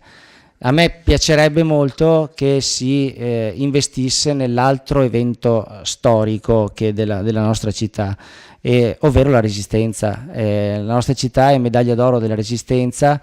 In questi giorni vi è una serie ci stiamo avvicinando al 25 aprile, vi è una serie di eventi organizzati dall'ISREV di successo che stanno attirando moltissime persone. Sarebbe bello che Vittorio Veneto acquisisse effettivamente un ruolo e potenziasse il suo ruolo attrattivo secondo questo, proprio per la Resistenza, che mi piacerebbe che Vittorio Veneto, tramite rapporti ad esempio con gli istituti di resistenza di Padova, che già sono esistenti, facesse convogliare le associazioni Lampi, Volontari per la Libertà, e diventasse quello un luogo dove poter noi vittoriesi avere un punto di riferimento per quello che è un nostro valore importante, fondamentale della città, ovvero la Resistenza. Grazie. La ringrazio, consigliere Botteon. E consigliere Posocco, prego. Grazie. Sì, ringrazio le parole del consigliere Botteon, però anch'io volevo fare un piccolo intervento con una piccola domanda, poi raggiungerò i miei colleghi e vi spiego anche il motivo. La scelta del piano opere pubbliche, la scelta del bilancio è una scelta che fate, apprezzabile, una scelta anche politica. Io dico solo questo: in questo periodo sto sentendo un silenzio assordante da parte del sindaco in questo senso. Si leggono interventi sul giornale di diciamo recriminazioni, qualcuno ipotizza: ma voi quando eravate in maggioranza avete fatto questo, quell'altro, eccetera eccetera, ma in realtà il bilancio del Comune di Vittorio Veneto si sta sempre più assottigliando, ci sono sempre meno trasferimenti da parte dello Stato centrale, da parte dei vittoriesi, che mi risulta, e qui è un dato, non vorrei sbagliare, ma mi sembra che versino 84 milioni di euro di IRPEF all'anno, e credo che i trasferimenti da parte dello Stato centrale siano pari a zero. Quindi in queste condizioni in cui uno Stato priva i cittadini vittoriesi dei propri diritti, in quanto i cittadini vittoriesi pagano le tasse, e ogni amministrazione, in questo caso anche la vostra, si trova sempre in difficoltà nel proporre un piano opere pubbliche e un bilancio, io mi aspetto da lei, sindaco, che è il sindaco di tutti i cittadini, un po' che lei, come tutti i suoi colleghi di qualsiasi fede politica, che cominciamo veramente ad alzare la voce, perché non è possibile che continui che i cittadini del territorio pagano le tasse per avere dei servizi, per avere delle opere in cambio, e invece continuiamo a mandare i soldi e non si sa dove. Quindi per questo io non voterò il piano opere pubbliche e il bilancio. Una domanda però vorrei farla, e vorrei capire, questo darà risposta se non sono presente, riguardo alla Polisteca, che è una scelta vostra politica. Io non sono d'accordo, però capisco che è una vostra scelta. È vero che dei 4 milioni e mezzo previsti, 540 mila euro vengono prelevati dal bilancio delle farmacie? Ho capito bene, ecco, questa era la domanda che volevo farvi. Vi ringrazio, vi auguro un buon lavoro e ci vediamo martedì sera.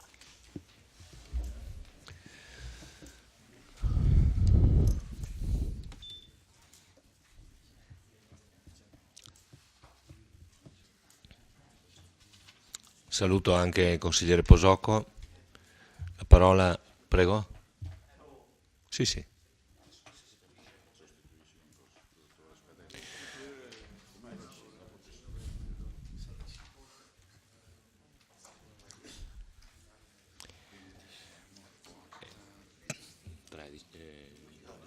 Allora, con l'uscita del consigliere Posocco siamo 12 consiglieri presenti e dobbiamo nominare il terzo scrutatore. Qualcuno può alzare la mano? Saracino? Saracino? Sì. Saracino, Dus, Darcier. Sono i 3 scrutatori. Consigliere Carnelos, a lei la parola. Sì, dunque, prima un flash, non c'è il mio amico Maset, ma sentendo prima il suo intervento su via Somera ho pensato che anche lui come San Paolo fosse folgorato sulla via di Damasco, perché la questione di via Somera è annosa e mi piacerebbe la prossima volta, casomai l'amministrazione mi risponde e mi dice quante interpellanze l'esimio Maset abbia presentato nel quinquennio precedente per la soluzione di via Somera.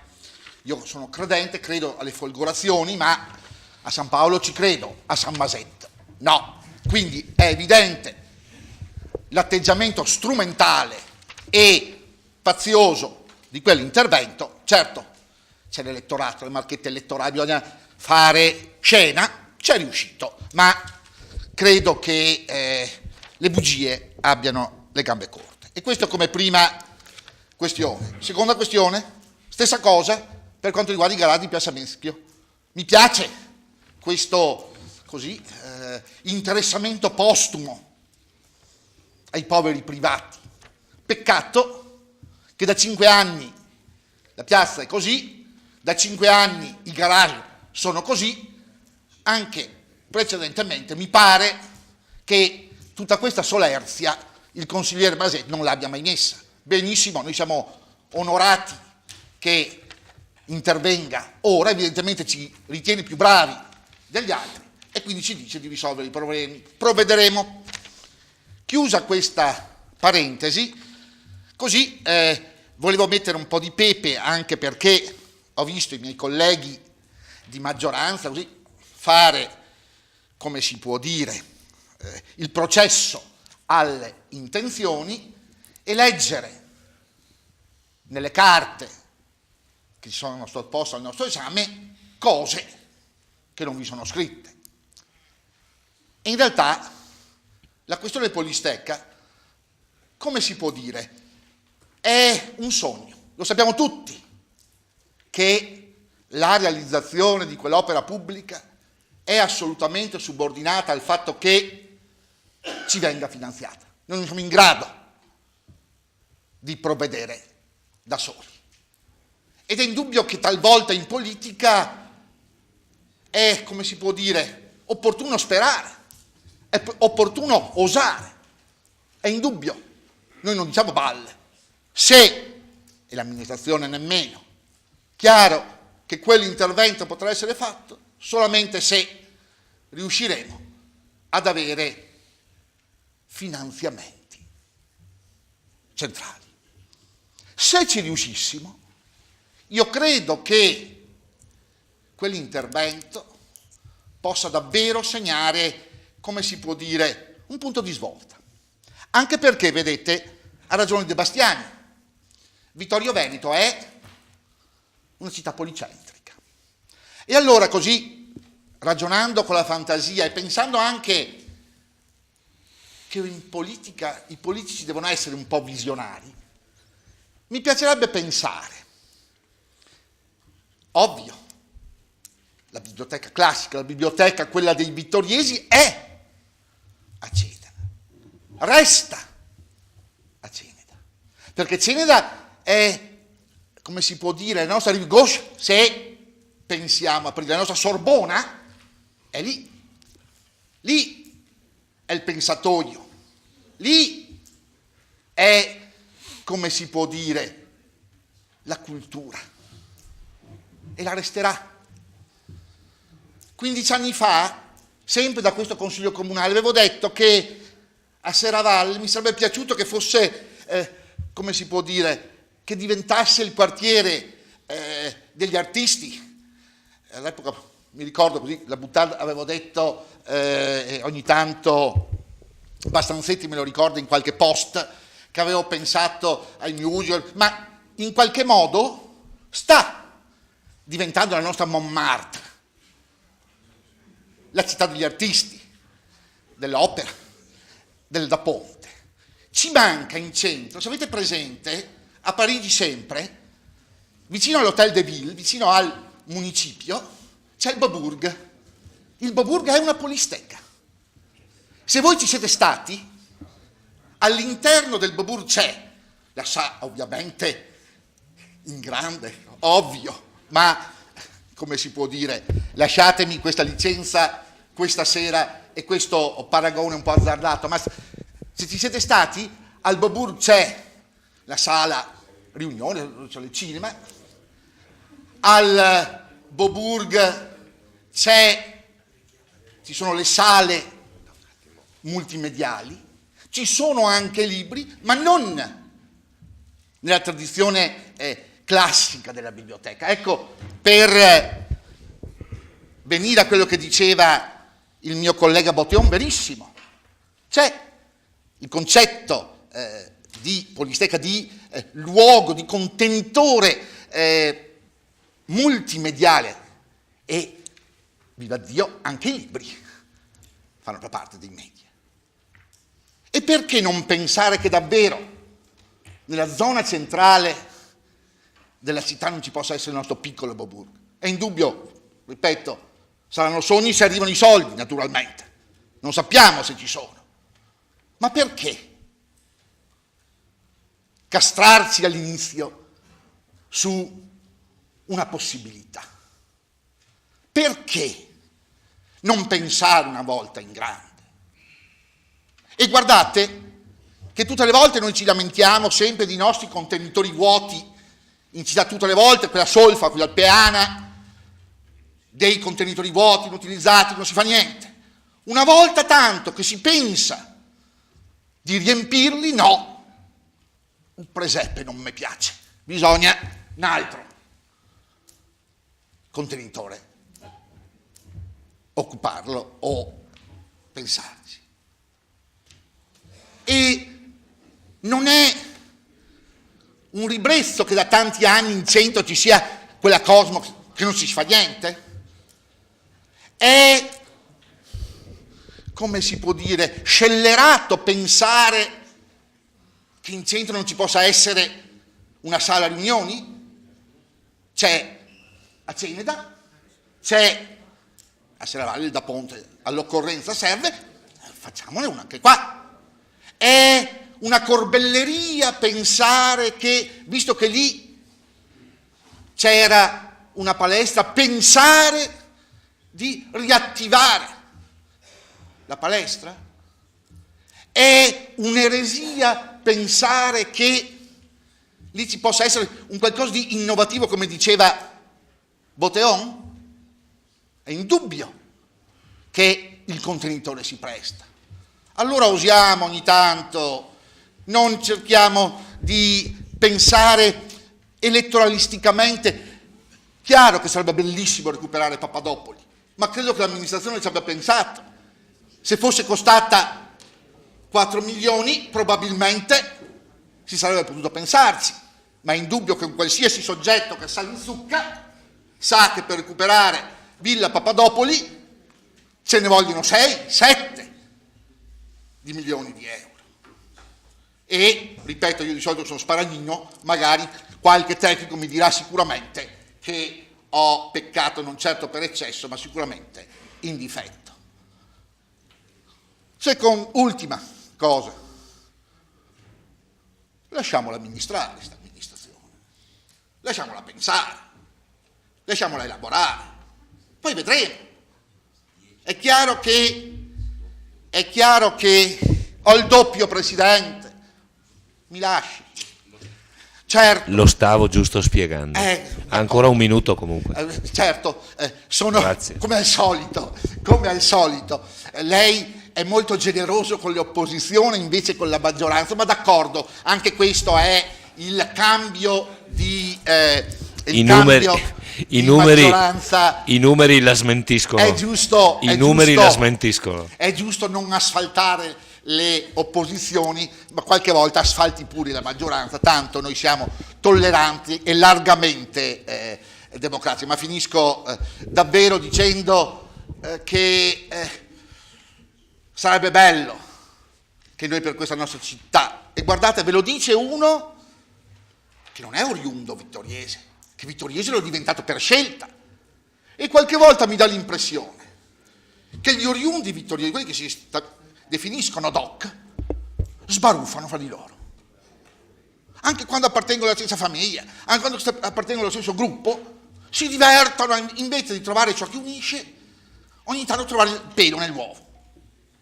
E guardate, sotto questo punto di vista può essere una debolezza. Ed è quella debolezza che ha determinato il fatto che probabilmente Vittorio Veneto non ha ancora quel ruolo che aveva e che avrebbe potuto mantenere. Se noi davvero fossimo più coesi fra vittoriesi, io credo che davvero il nostro futuro potrà essere migliore. Grazie. Grazie consigliere. Consigliere Dus, a lei la parola. Sì, buonasera a tutti innanzitutto. La cosa che ho apprezzato maggiormente di questo punto all'ordine del giorno è sicuramente legata al fatto che la cultura e i luoghi dedicati alla cultura siano di nuovo al centro del dibattito cittadino. Credo che questo sia già un merito di questa amministrazione. Detto questo, capisco le perplessità che ha sollevato il consigliere De Bastiani e lo ringrazio di questo, perché non smette mai di stimolare anche la maggioranza, anche dai luoghi di questo Consiglio. Avrei voluto però forse una difesa anche così appassionata anche di altri spazi bibliotecari presenti in città e forse quasi abbandonati a loro stessi, come la piccola biblioteca che c'è a San Giacomo. Cioè, cosa dovrebbero dire i sangiacomesi del loro spazio, e cosa dovrebbero dire gli abitanti di Formeniga e di Carpesica che questi spazi neanche li hanno, per non parlare poi della Valle Apisina. Ecco, credo che immaginare la città solo come un insieme di quartieri sia una visione un po' vecchia e forse anche superata. Siamo nel 2016 e la città è una e non sono 7 città. Ho visto un filmato recentemente dell'Istituto Luce che faceva vedere appunto la genesi di Vittorio Veneto e metteva in luce Vittorio Veneto come formata esclusivamente da 2 quartieri. Quel filmato era in bianco e nero e io lo guardavo da un telefonino. Ripeto, credo che appartenga al passato quella visione. Io fino a poche ore fa ero nella biblioteca civica e fino a pochi anni fa in quella biblioteca civica ci passavo praticamente le giornate, non solo per studiare, ma era diventato un luogo di aggregazione. E quello che immagino e quello che spero per il futuro di giovani vittoriesi sia che la biblioteca diventi sempre di più un luogo di aggregazione. Quello spazio, ahimè, dico io, perché come è stato ricordato è sicuramente all'interno di un parco stupendo, un parco che abbiamo difeso, che io ho difeso, o quantomeno ho contribuito a difendere, però credo che non sia, dal mio punto di vista naturalmente, adatto per svolgere il ruolo che le nuove biblioteche, come ha ricordato prima il consigliere Botteon, hanno al giorno d'oggi. C'è stato un dibattito che abbiamo organizzato come Partito Democratico all'interno della biblioteca, un dibattito che ahimè non è stato molto partecipato e ahimè non è stato molto partecipato neppure dagli abitanti di Ceneda. Evidentemente non siamo stati in grado di coinvolgerli noi. I prossimi sono sicuro che ci impegneremo maggiormente. Vorrei anch'io cogliere al volo le richieste che ha fatto il consigliere Botteon, che come dicevo prima sono stato a un incontro in biblioteca, era un incontro organizzato dall'ISREV che ringrazio qui pubblicamente e credo che il tema della resistenza sia un tema centrale e focale anche che deve perseguire l'amministrazione e quindi sollecito anch'io da questi banchi. Grazie. Grazie consigliere. Bene, vedo che non ci sono altre prenotazioni, quindi chiedo se ci sono dichiarazioni di voto, altrimenti passiamo... Ah, sì, giustamente. Se ci sono risposte, chiedo scusa, consigliere. Prego.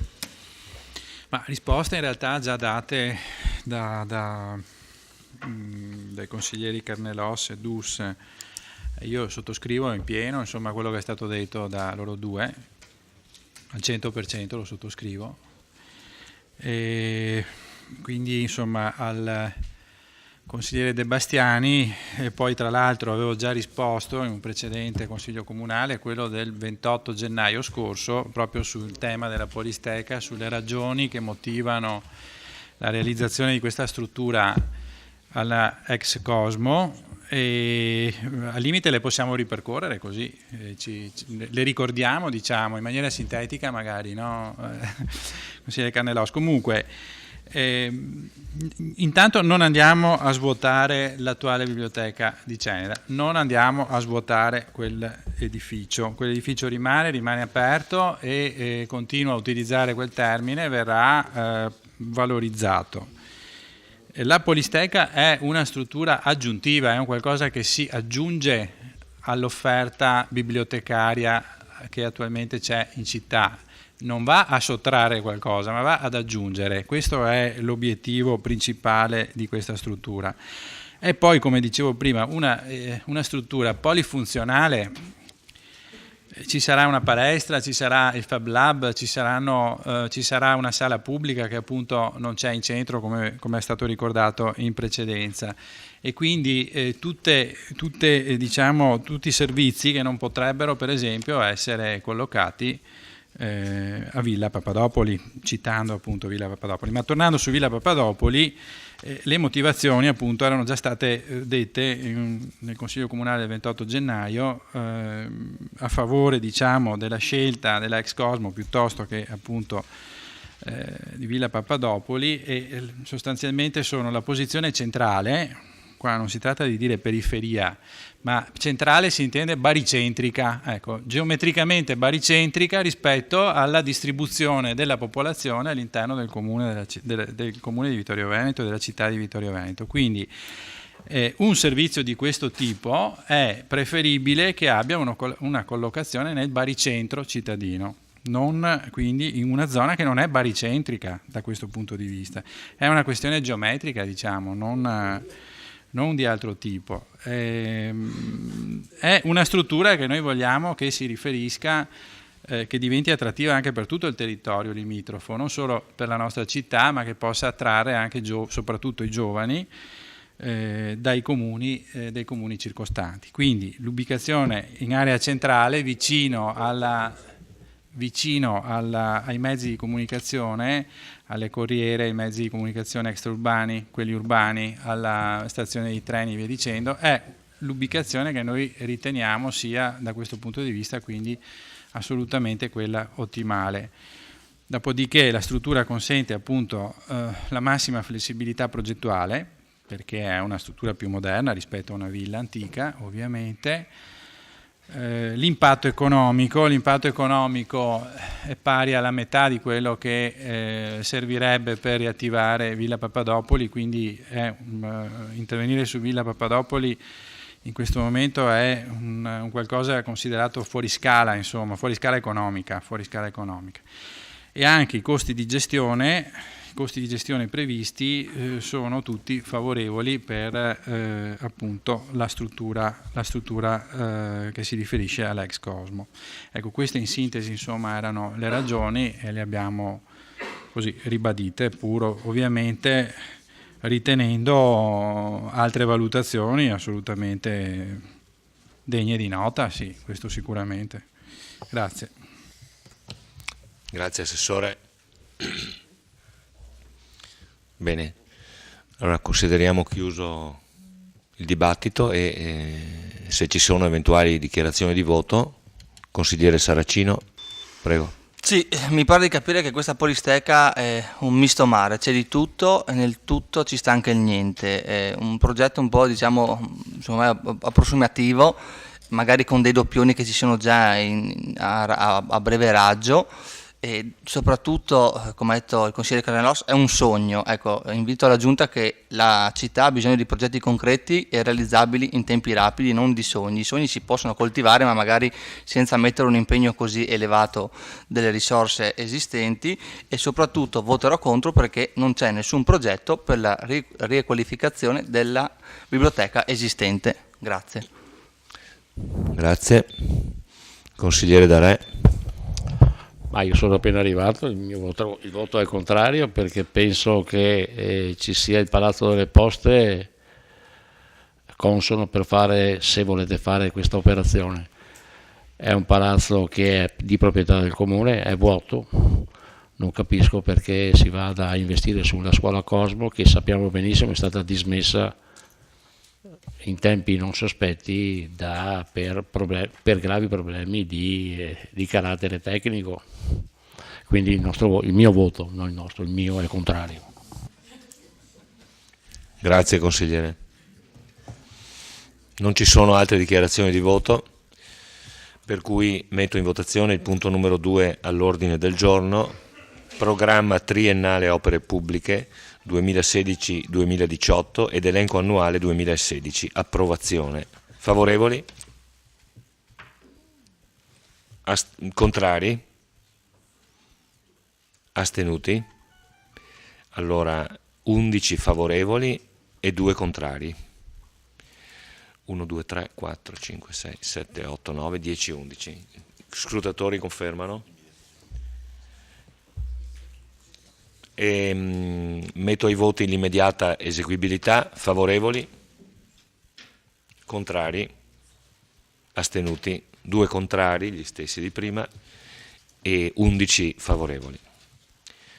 Punto numero 3 all'ordine del giorno, piano delle alienazioni e valorizzazioni immobiliari anno 2016 ai sensi dell'articolo 58 del decreto legislativo 112 convertito con legge 133 del 2008 e dell'articolo 35 della legge regionale 16 febbraio 2010. Approvazione. Ricordo solo che i punti numero 2, numero 3 e numero 4 sono propedeutici al punto numero 5 che è l'approvazione e nota di aggiornamento del DUP e punto 6. Allora apro il dibattito per il primo giro di interventi.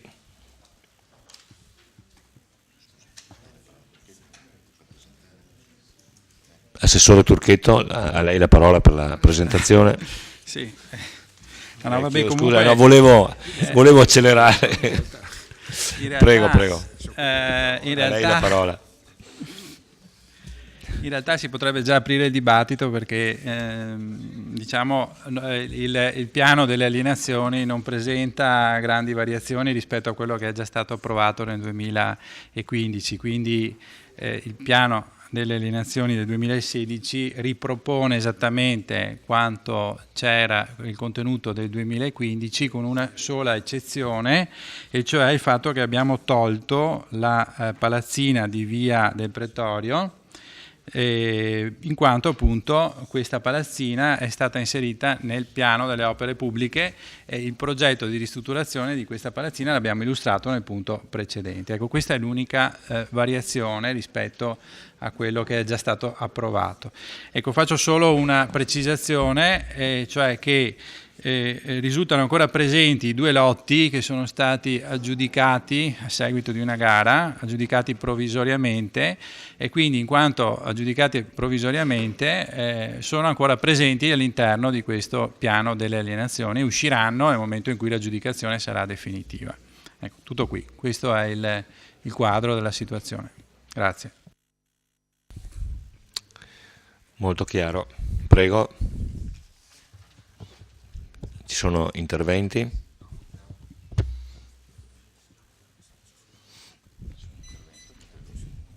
Consigliere Saracino. Sì, solo una domanda veloce. Il punto numero 4, l'ex scuola elementare di Porta Cadore, ora è occupata dalla scuola materna. In caso venisse alienata, la scuola materna che fine fa? Grazie.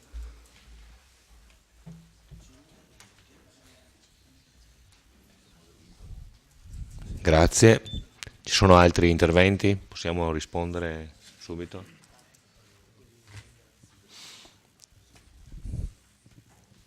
Vedo che non ci sono interventi, quindi invito...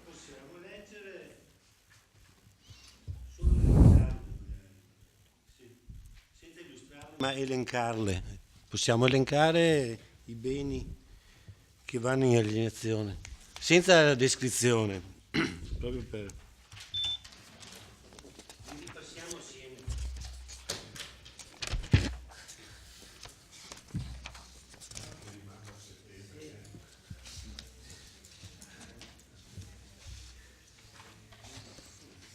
Pagina... Allora, l'ex scuola elementare di Fadalto, in via Fadalto Alto, l'ex scuola elementare di Fais, in via Fais, l'ex scuola elementare di San Lorenzo, in via San Lorenzo, l'ex scuola elementare di Porta Cadore, in via Marconi, complesso ex Mafil, in via Matteotti, le autorimesse di via Carducci, l'autorimessa di piazza Medaglie d'Oro, l'autorimessa di via dei Battuti, l'ex asilo di piazza Gallina, l'ex asilo di via Calcada,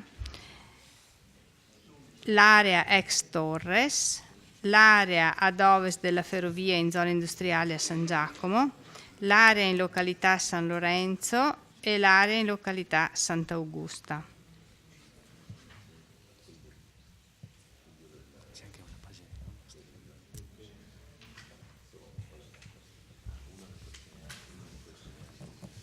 E l'autorimessa presso il condominio Vittorio Veneto 68 in via Battisti e l'ex asilo di via Calcada sono stati provvisoriamente aggiudicati, ma non sono ancora stati trasferiti.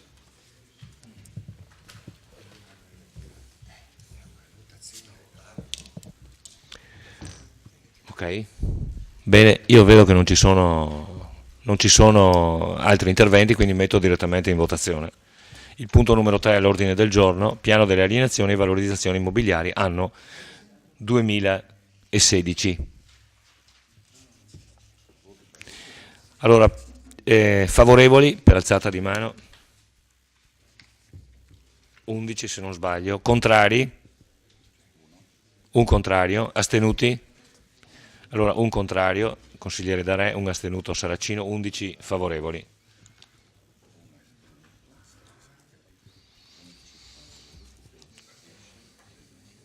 E metto in votazione l'immediata eseguibilità, favorevoli, contrari, astenuti, medesimo esito, un astenuto, un contrario, 11 favorevoli. Quindi anche l'immediata eseguibilità è approvata. Punto numero 4 all'ordine del giorno, approvazione programma degli incarichi di collaborazione autonoma a soggetti estranei all'amministrazione. La parola brevemente all'assessore Napol che spiega tecnicamente di cosa si tratta. Buonasera a tutti. Diciamo questo fa parte di quella serie di adempimenti che sono collegati al bilancio. E quindi si tratta di prevedere, diciamo così, la possibilità di poter utilizzare collaborazioni autonome di soggetti estranei all'amministrazione per interventi in materie specifiche, e quindi questa delibera, diciamo così, costituisce la riserva per poter poi eventualmente attingere in caso di necessità di poter usufruire di queste prestazioni all'interno di come avrete visto dal deliberato, di una somma fissa prevista ogni anno per il triennio nel limite massimo di 75.384,52 euro per ciascun anno. Ci sono un elenco di possibili incarichi, in particolare su politiche culturali e leggo i titoli, diciamo, no? Andiamo sulle politiche culturali e ci sono una serie di 8 possibili interventi, poi ci sono politiche educative e sociali per 2 interventi, politiche territoriali per 4, politiche di gestione e valorizzazione del patrimonio 1, politiche di gestione delle risorse umane 1, politiche per la sicurezza e gestione del territorio e gestione del contenzioso, 2 interventi. Quindi anche questa si basa sullo storico di questa tipologia di necessità dell'amministrazione, quindi è un atto tecnico, direi, dovuto. Insomma, ecco. Grazie, Assessore Napoli.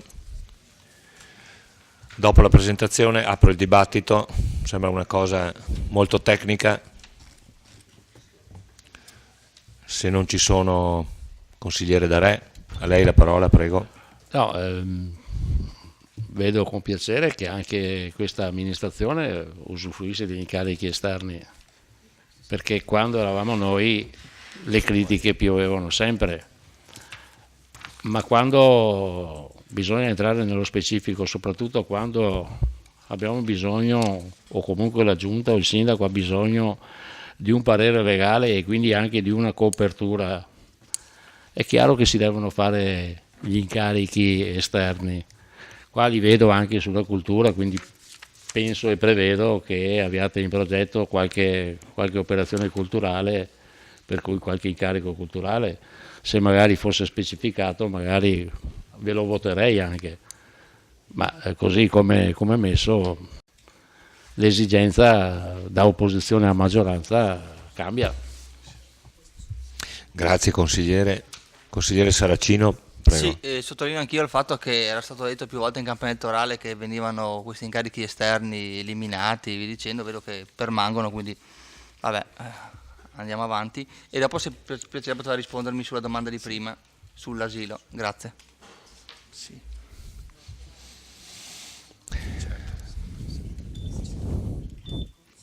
Non ci sono altri interventi? Sì. No, piccola Assessore replica. Napoli, prego. Dire, la normativa prevede espressamente che ci sia questo programma, poi non è detto che lo si utilizzi, quindi diciamo è un programma che come prevede la norma noi possiamo prevedere di utilizzare questi incarichi nell'ambito delle somme che sono previste e fissate per legge, quindi sono 75.000 euro massimo per anno. Okay?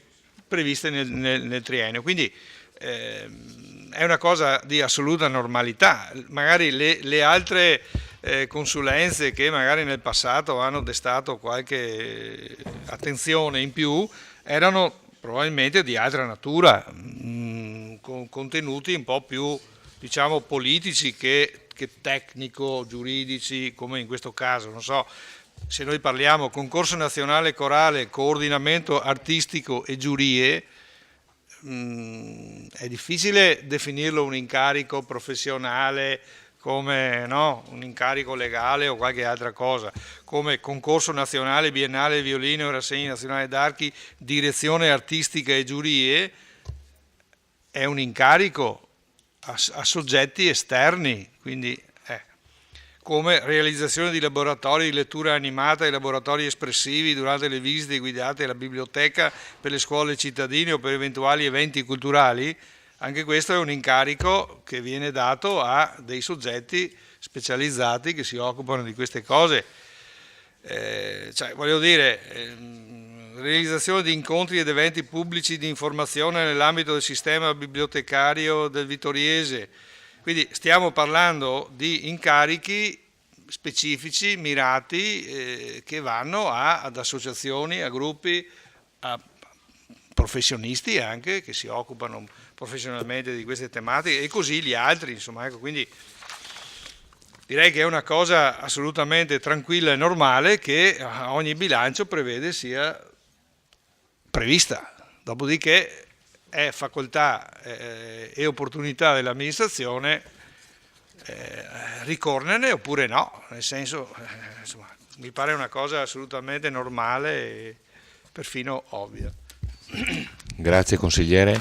Allora vedo la prenotazione del consigliere Saracino, considero questo un secondo intervento. Aspettavo il primo giro. Com'è? Il primo giro ha finito? Le risposte sono state date? Non lo so, vedete voi, invito poi a rispondere, però ho visto la sua prenotazione, vogliamo prima Facciamo anche questi due interventi, prego consigliere. Sì, allora se è una cosa, sì, capisco che è una cosa per normativa, allora poteva esserci un impegno della nostra amministrazione a dire che non verrà utilizzato al massimo il 50% di quello che possiamo da utilizzare, in modo tale da dare un buon esempio, ecco, insomma, sa, se è facile parlare, magari mettere 2 atti scritti dove ci si impegna a rispettare un budget inferiore potrebbe essere un bel segnale anche alla cittadinanza. Grazie.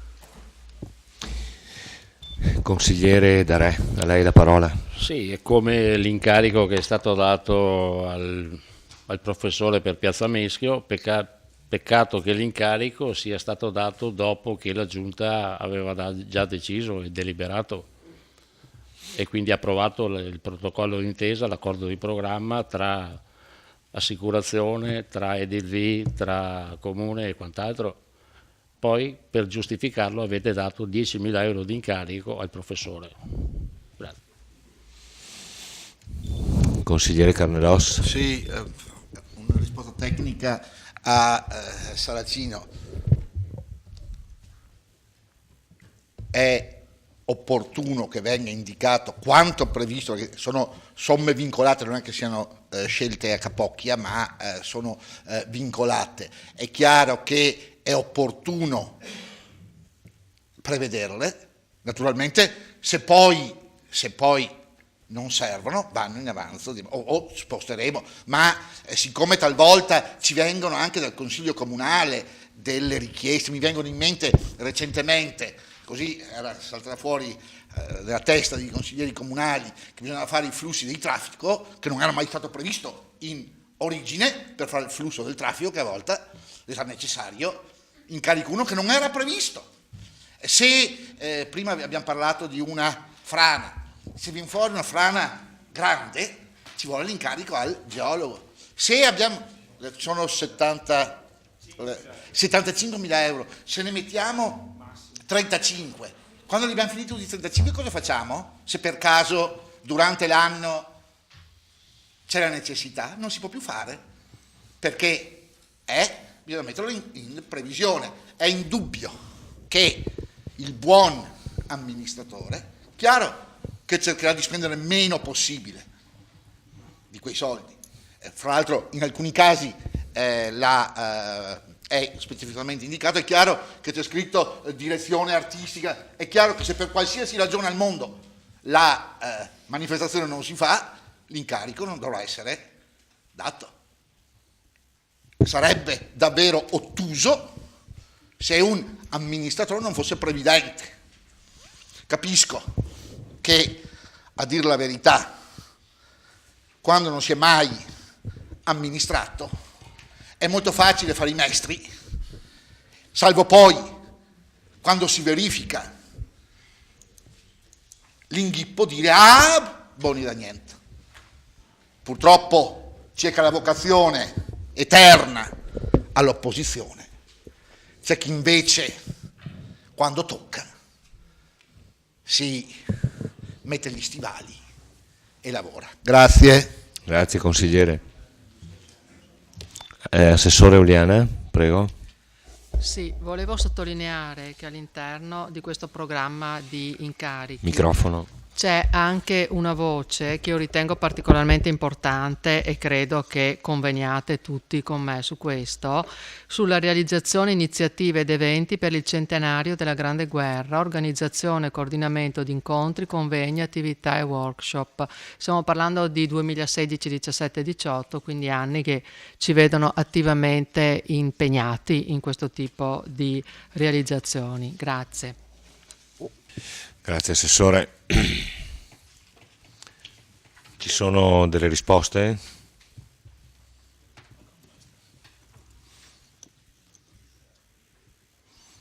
Non ci sono risposte? Non ci sono altri interventi? Vedo che non ci sono altri interventi, per cui chiedo se ci sono eventuali dichiarazioni di voto, altrimenti mettiamo in voto.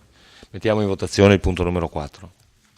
Bene, allora metto in votazione approvazione programma degli incarichi di collaborazione autonoma e a soggetti estranei all'amministrazione triennio 2016-2018. Favorevoli? Contrari? Astenuti? 11 favorevoli, un contrario, consigliere D'Arè, e un astenuto, consigliere Saracino. Metto in votazione l'immediata eseguibilità. Favorevoli, contrari, astenuti, medesimo risultato, quindi è approvata anche l'immediata eseguibilità. Punto numero 5 all'ordine del giorno,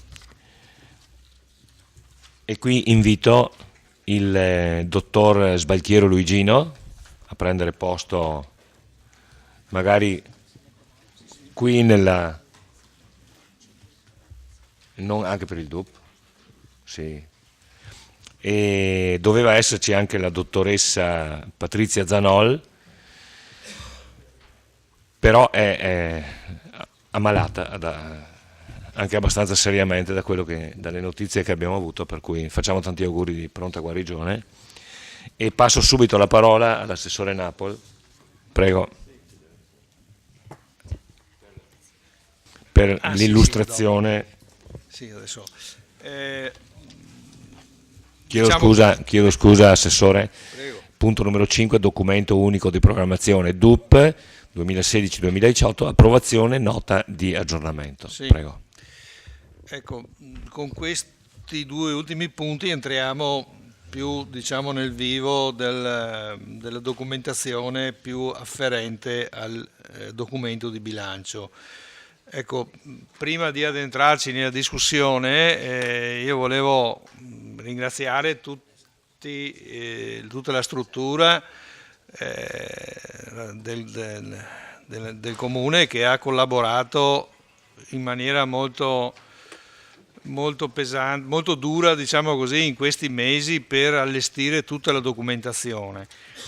Volevo ringraziare anche il Collegio dei Revisori, che è qui rappresentato dal dottor Luigino Sbalchiero, per la collaborazione prestata, insomma, no? Noi abbiamo avuto veramente dei mesi molto intensi, partendo, diciamo, dal confezionamento del DUP e poi via con l'allestimento della documentazione del bilancio e il bilancio di previsione che è continuata con la costruzione del bilancio per il conto consuntivo del 2015, perché ormai qui c'è una sorta di loop che si sta avvitando su se stesso, con lavori e una mole di lavoro veramente incredibile. Quindi tutta la ragioneria e le responsabili, la dottoressa Costalonga qui alla mia destra e la dottoressa Elvassore che siede nei banchi di là, per aver, come dire, tenuto le fila di tutto questo complesso lavoro.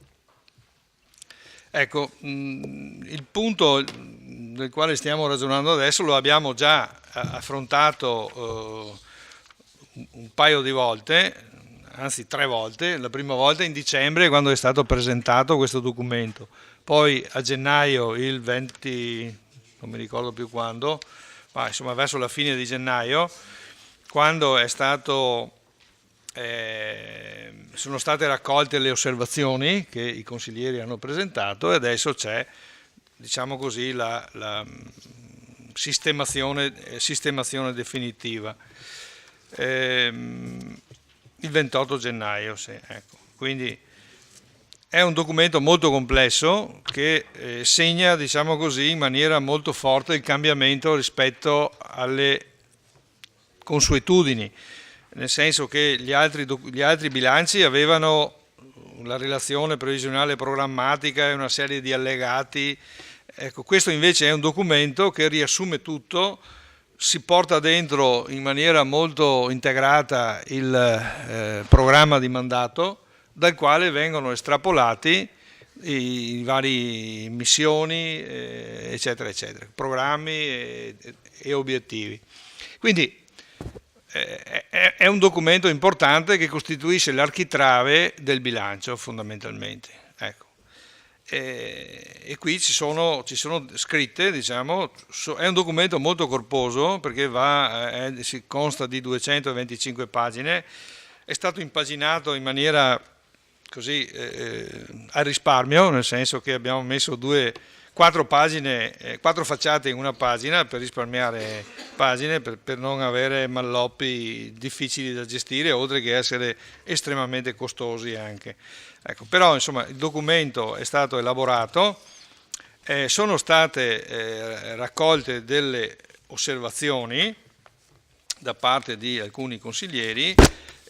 Alcune di queste osservazioni sono state ritenute condivisibili dalla Giunta e quindi inserite all'interno del documento. Ora, se volete, io posso darvi lettura, anche indicazione delle parti che sono state aggiunte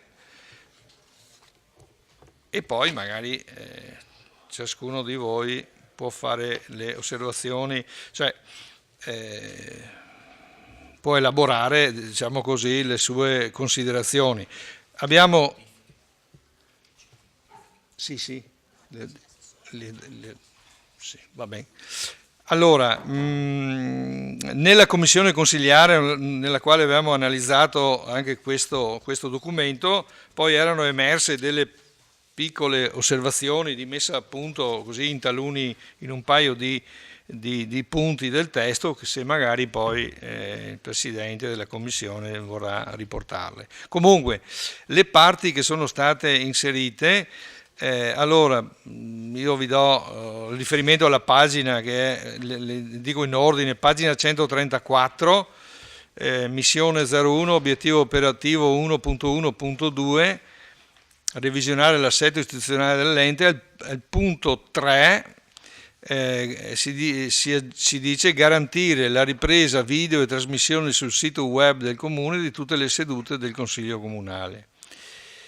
Pagina poi 162, missione 05, obiettivo operativo 5.2.1, dopo le parole nuova sala polivalente aggiungere nelle forme che l'amministrazione comunale riterrà opportune e compatibili con le risorse di bilancio. Missione 07, obiettivo operativo 7.1.1, miglioramento dei servizi turistici, pagina 175. Il punto 2 va modificato come segue: mantenere la gestione dell'ufficio IAT, informazione e accoglienza turistica, coinvolgendo nella gestione anche i comuni che hanno sottoscritto la manifestazione di interesse, consentendone così il salvataggio dello stesso. Missione 09, obiettivo strategico 4.3, sviluppo e tutela dell'ambiente, pagina 179. Aggiungere: una città bella e gradevole come Vittorio Veneto necessita di una manutenzione costante, strutturata e ben organizzata, di un programma mirato e organico di salvaguardia e decoro del territorio che, a partire dallo stanziamento di risorse economiche anche di una certa entità, coinvolga anche i cittadini, singoli o associati e di associazioni di categoria, al fine di ottenere risorse economiche da impiegare in ambito ambientale. La nostra azione politica ed amministrativa si concentrerà, tra l'altro, nel richiedere a Piave Servizi ex SISP un contributo specifico per la fornitura di acqua captata dalle sorgenti site nel territorio comunale, a garanzia di interventi per la salvaguardia ambientale dei siti interessati. Analogamente si conferma l'impegno di portare avanti l'obiettivo di ottenere dal consorzio BIM Piave Treviso, perché poi c'è anche il BIM Piave Belluno, una rivisitazione dei criteri di ripartizione dei sovracanoni al fine di ottenere risorse da impiegare nel nostro territorio. Sarebbe da aprire una parentesi sul discorso dei BIM, perché venerdì scorso sono stato a Belluno a un incontro dei BIM del Veneto e ci sono anche lì un po' di questioni, così, qualche nube che si sta addensando. Ve ne dico solo una, nel senso che voi sapete che da qualche anno c'è la garanzia si chiama il deflusso minimo vitale, nel senso che nei corsi d'acqua oggetto di concessione deve essere garantito un flusso minimo vitale di acqua. Questa si traduce in una riduzione di potenza rispetto a quanto concessionato, per cui l'Enel o altri produttori chiedono, diciamo, la riduzione dei sovracanoni. anche con effetto retroattivo, e quindi significa che i BIM devono restituire a Enel o a chi per esso somme anche rilevanti, e quindi anche i comuni che poi alla cascata hanno ricevuto questi contributi, quindi è una questione che si apre, si sta aprendo abbastanza problematica, ma insomma magari avremo modo di riparlarne. Poi pagina 181, obiettivo 4.3.2, ridurre l'abbandono di rifiuti in aree pubbliche, tutelare il decoro e aree private e favorire le forme di recupero e riciclaggio dei materiali di scarto. Alla fine aggiungere: l'amministrazione proseguirà con le azioni finalizzate a mettere in sicurezza la discarica di Forcal. Poi pagina 183, obiettivo operativo 4.3.3, garantire il servizio di approvvigionamento dell'acqua e di smaltimento dei rifiuti. Finalità e risultati da raggiungere, modificare come seguente: il servizio idrico integrato, acquedotto, fognatura e depurazione, gestito operativamente da Servizi Idrici Sinistra Piave SRL e da Azienda Servizi Pubblici Sile Piave SPA, è gestito a far data dal 31/12/2015 da Piave Servizi SRL, che ha incorporato le società preesistenti. 1. Garantire ai cittadini e alle imprese la qualità del servizio pubblico. 2. Attivarsi presso la società suddetta per richiedere l'avvio di un percorso finalizzato a portare l'acquedotto in quelle località e zone della città che ad oggi ne sono ancora sprovviste. 3. Proseguire nelle azioni finalizzate alla bonifica del sito Carnielli. Missione 10, pagina 186. Obiettivo operativo 4.4.1, favorire l'utilizzo della ferrovia come via di comunicazione con le altre parti del territorio. Allora, inserire dopo si intende pertanto continuare nell'azione iniziata nel 2015 di coordinamento tra i comuni di Vittorio Veneto e Conegliano da una parte e RFI Regione Veneto dall'altra, al fine di verificare le opportunità di incremento della linea Vittorio Veneto-Conegliano mediante interventi migliorativi del servizio, quali l'elettrificazione della linea. Inserire che avrà effetti sulle 3 stazioni presenti nel territorio comunale, Soffratta, Centrale e Nove, e la realizzazione, e poi il testo prosegue. Pagina 188, obiettivo operativo 4.3.3, migliorare la sicurezza e la qualità dei principali assi urbani di accesso al centro. Al punto 3 inserire, quindi 3, parentesi, procedere col progetto 10 piazze, completando la riqualificazione delle piazze urbane. In tale ambito si inserisce l'obiettivo dell'amministrazione comunale di trovare quanto prima una soluzione, anche attraverso un accordo transattivo con la ditta Edelv, finalizzato a restituire alla collettività Piazza Meschio. Poi su questo mi pare che c'era una proposta di aggiornamento. Obiettivo operativo 4.4.4, pagina 188, correggere il progetto attualmente in corso per la variante statale 51 per tutelare maggiormente l'ambiente e la viabilità cittadina. Aggiungere: l'azione politica e amministrativa di questa amministrazione si concentrerà tra l'altro nel portare avanti la realizzazione del secondo stralcio della circonvallazione est della città, quello che dovrà collegare Rindola con Costa. L'importante conferma dello studio progettuale del secondo stralcio del traforo è venuta direttamente dal Ministro delle Infrastrutture Graziano Del Rio in occasione del convegno pubblico tenutosi a Belluno sabato 13 febbraio 2016. Anche qui mi pare che c'era un piccolo ritocco. E infine l'ultimo, pagina 217, missione 16, obiettivo operativo 7.3.1, promuovere l'attività produttiva nei diversi ambiti del settore primario esistente e favorire l'incremento e lo sviluppo. Al punto 3, dopo la parola in una logica, aggiungere di sostenibilità, di tutela e valorizzazione del territorio. Ecco, queste sono le argomentazioni, le proposte, diciamo così, di integrazione che sono state ritenute accoglibili. Poi c'è un'altra cosa, anzi no, ci tenevo a dire che per esempio la gran messe di osservazioni proposte dal consigliere Fasan che non erano direttamente centrate sul DUP, ma erano considerazioni di carattere generale politico centrate sul programma di mandato. Una gran parte di queste erano già comprese, cioè, anche con mia sorpresa, leggendo diciamo, i due testi comparati, ho verificato che una parte significativa delle proposte erano, diciamo così, abbastanza così che si collimavano, insomma, anche se le parole non erano le stesse, ma i concetti, come dire, erano abbastanza consimili. Ecco. Un'ultima cosa, proprio in questi giorni ci siamo accorti che una tabella che riepilogava il gettito dei tributi, che è riportata nel DUP, che è a pagina 47 di 225, non si è agganciata alla modifica, agli aggiornamenti che sono stati fatti successivamente. Sì, ecco, noi abbiamo fatto una fotocopia della tabella aggiornata, perché purtroppo in quel periodo non si riusciva a realizzare, diciamo così, un aggancio in automatico fra questo documento e l'elaborazione del bilancio che era in corso e che aveva prodotto appunto degli aggiornamenti, e quindi purtroppo questa, per un così mero incidente di natura tecnica, è rimasta da aggiornare, ma diciamo questo non ha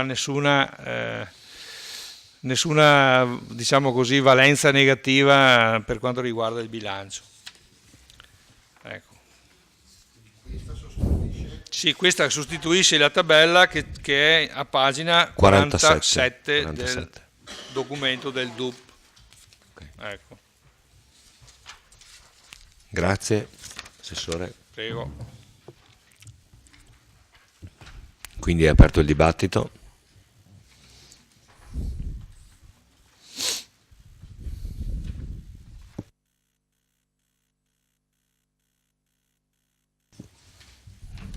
Consigliere Darè, a lei la parola. Sì, vorrei chiedere al revisore dei conti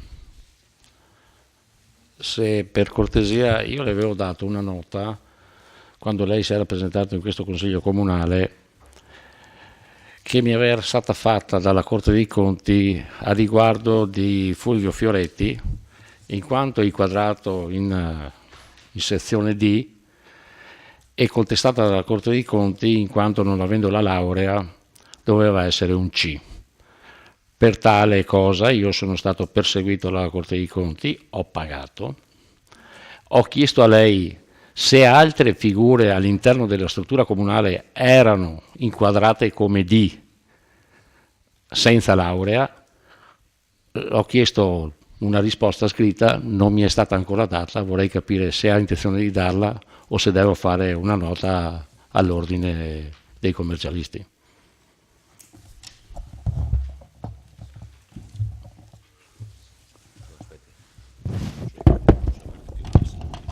Buonasera, rispondo. In quel consiglio, fatalità, io non c'ero, però le assicuro che quella nota che lei ha consegnato è stata oggetto di controllo da parte del collegio, e adesso non vorrei dire un'inesattezza, ma dovremmo avere anche verbalizzato la cosa.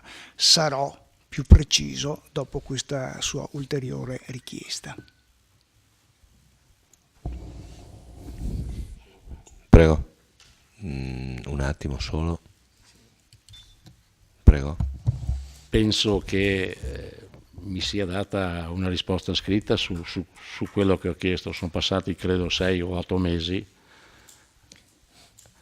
Se non ricordo male, io dovrei averla vista a gennaio, se non ricordo male. E se non ricordo male dovrebbe esserci un verbale nostro su questo. Quindi i verbali di revisori sono agli atti del comune, dell'ente. No, quando io ho fatto la richiesta specifica all'interno del Consiglio Comunale ho chiesto di avere una nota scritta a mia visione come consigliere comunale. Non mi è stata ancora data, spero mi sia inoltrata. penso sia un documento di cui posso accedere agli atti. Certamente che sì. Bene, allora se così è, per cortesia, se me la inviate, avrei piacere. Grazie.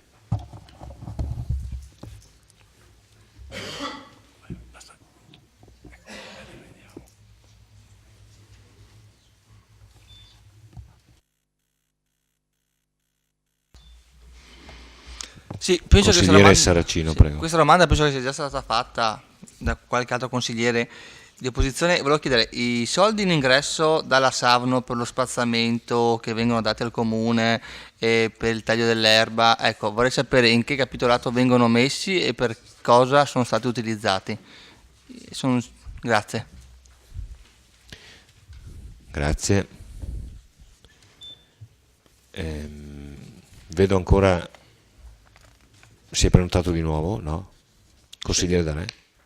Prego. Siccome in questo Consiglio Comunale ho un capo, che è Bruno Fasan, devo leggere quanto mi è stato dato dal mio capo. Il capogruppo. Sì, lo considero il secondo giro. Va bene. Ok. Mi ero nota, no, comunque non è un problema, ho solo questa, posso parlare il secondo giro. No, come vuole, siccome non... guarda, No, ma consigliere... la faccio anche nel secondo giro. Consigliere, siccome non ci sono prenotazioni, lei ha tutta la priorità. Prego. In una delle recenti sedute consigliari, il consigliere Fasan ha avuto modo di confrontarsi con l'assessore del bilancio Napoli e la vice segretaria dottoressa Costa Longa su come si differenziano gli ambiti di finanziamento delle entrate e delle uscite del bilancio di previsione. Questo senza che a mio parere il Consiglio abbia avuto alla fine una dovuta e corretta informazione come sarebbe stato nella logica delle cose. Ovvero, a precisa domanda del consigliere su come si differenziano le entrate in alcuni capitoli di bilancio di previsione in conto corrente o in conto capitale, non ho avuto alcuna approfondita ed esaustiva risposta nel merito e ho potuto rilevare che negli interlocutori un imbarazzo che avrebbe meritato un maggiore approfondimento. Usando lo spirito di collaborazione che mi distingue, ho preferito al momento di soprassedere e di concludere con un tempo sufficiente. Sono passati più di 5 mesi affinché potessero prepararsi alle mie domande che dovrò porre e che sicuramente ora si aspettano.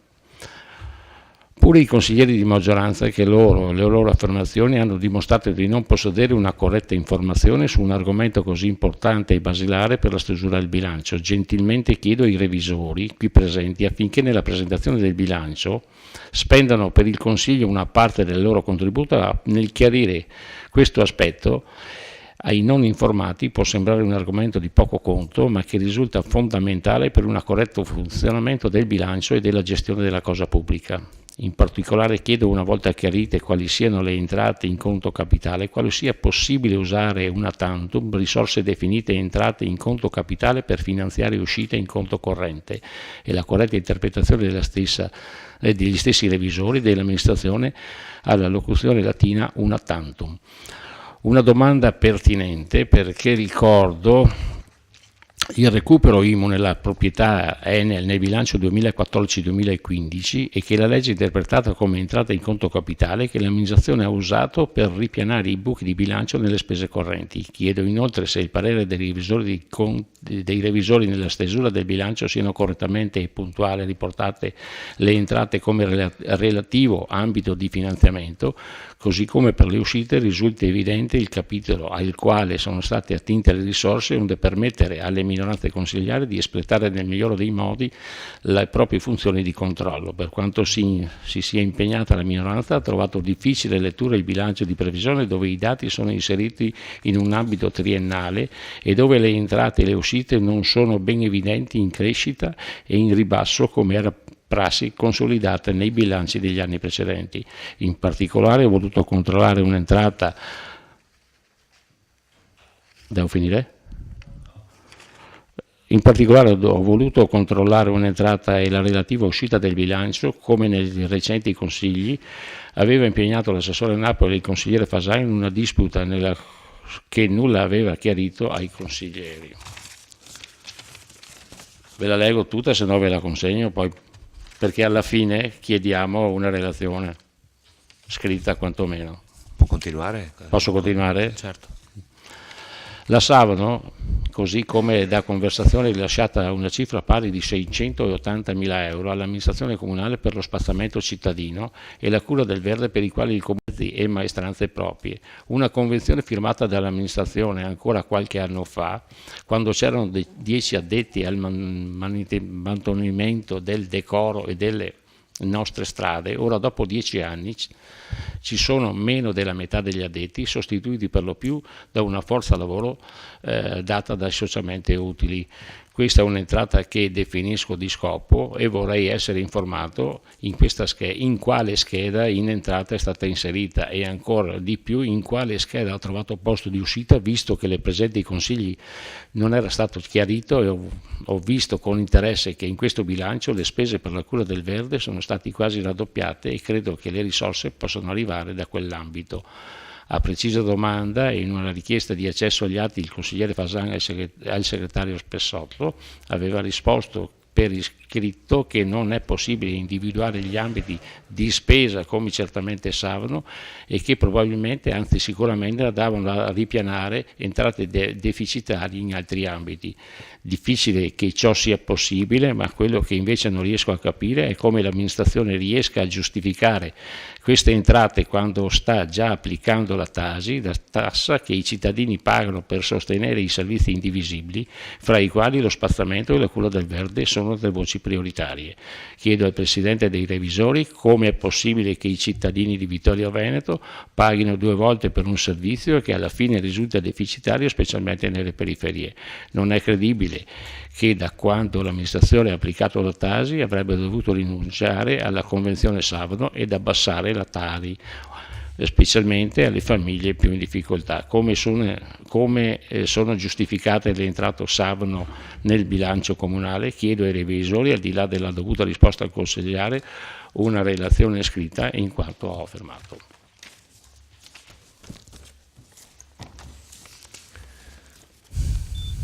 Consigliere Botteon, prego. Grazie Presidente, 2 brevi correzioni previste, suggerite dalla Commissione Bilancio, la terza Commissione, alla missione 10 al punto numero 3, nella correzione vi era un riferimento a una richiesta di trovare quanto prima una soluzione per Piazza Meschio, siccome è poi sopravvenuta la delibera di questo Consiglio Comunale di marzo. Vi è una richiesta quindi di modifica che è agli atti, comunque nel verbale della Commissione. La correzione è la seguente, quindi procedere con il progetto 10 piazze completando la riqualificazione delle piazze urbane. In tale ambito si inserisce l'obiettivo dell'amministrazione di attenuare, quindi l'amministrazione comunale viene cancellato da di trovare fino con la ditta edilv e sostituito di attuare nei tempi quanto previsto nella delibera di Consiglio Comunale del 7 marzo, della delibera numero 6 del Consiglio Comunale 7 marzo 2016, che è quella dell'accordo conciliativo del Piruè di Piazza Meschio.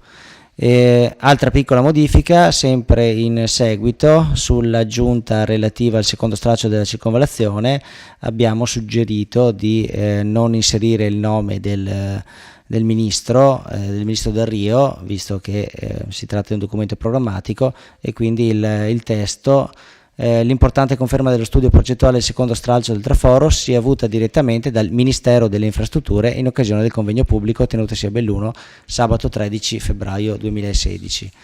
E queste quindi sono le 2 modifiche proposte dalla Commissione. Dal punto di vista politico, quindi un piccolo intervento. Con questa votazione quindi si chiude il DUP, ma si parte subito poi con l'elaborazione del DUP per il triennio successivo.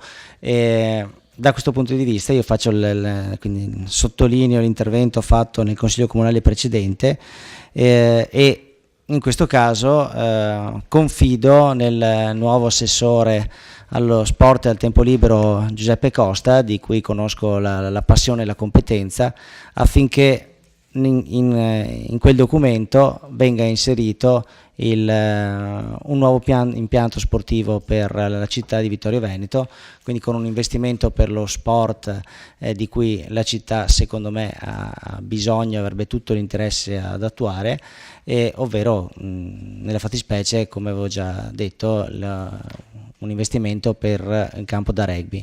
L'idea potrebbe essere quella, se gli spazi sono sufficienti, di inserirlo nell'area che è oggetto di scambio con il demanio, ovvero la caserma Gotti, che siamo in trattativa per lo scambio con la Maronese insieme all'Aereo Campo. Grazie. Grazie consigliere.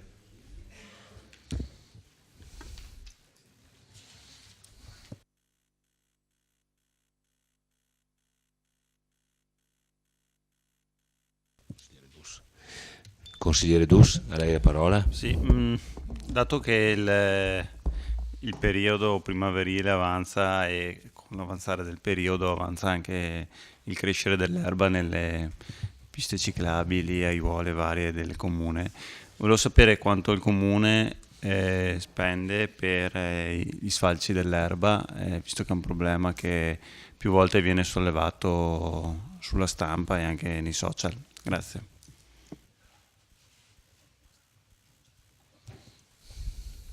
Grazie. Allora, un attimo solo, non ci sono altri interventi, quindi direi di passare a un primo giro di risposte. Sì, ma direi che allora io capisco che c'è grande desiderio di voler discutere del bilancio, ma qui siamo ancora sul DUP, quindi voglio dire l'intervento del consigliere Darè e anche altre domande si riferiscono più al tema del bilancio in sé che al DUP. Comunque trovo strana questa curiosità che arriva da molteplici lati, no, sul discorso dei soldi della Savno dove vanno a finire.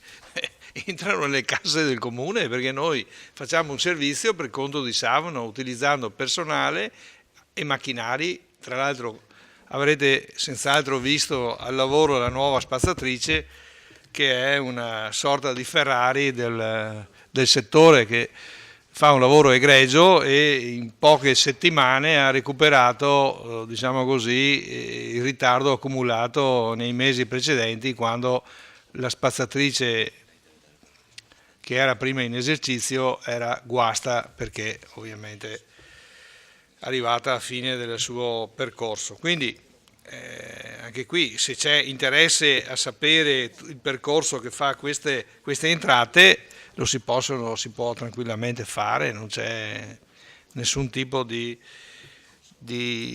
cose nascoste, anzi, insomma, è che francamente faccio fatica un po' a capire, insomma, sta cosa.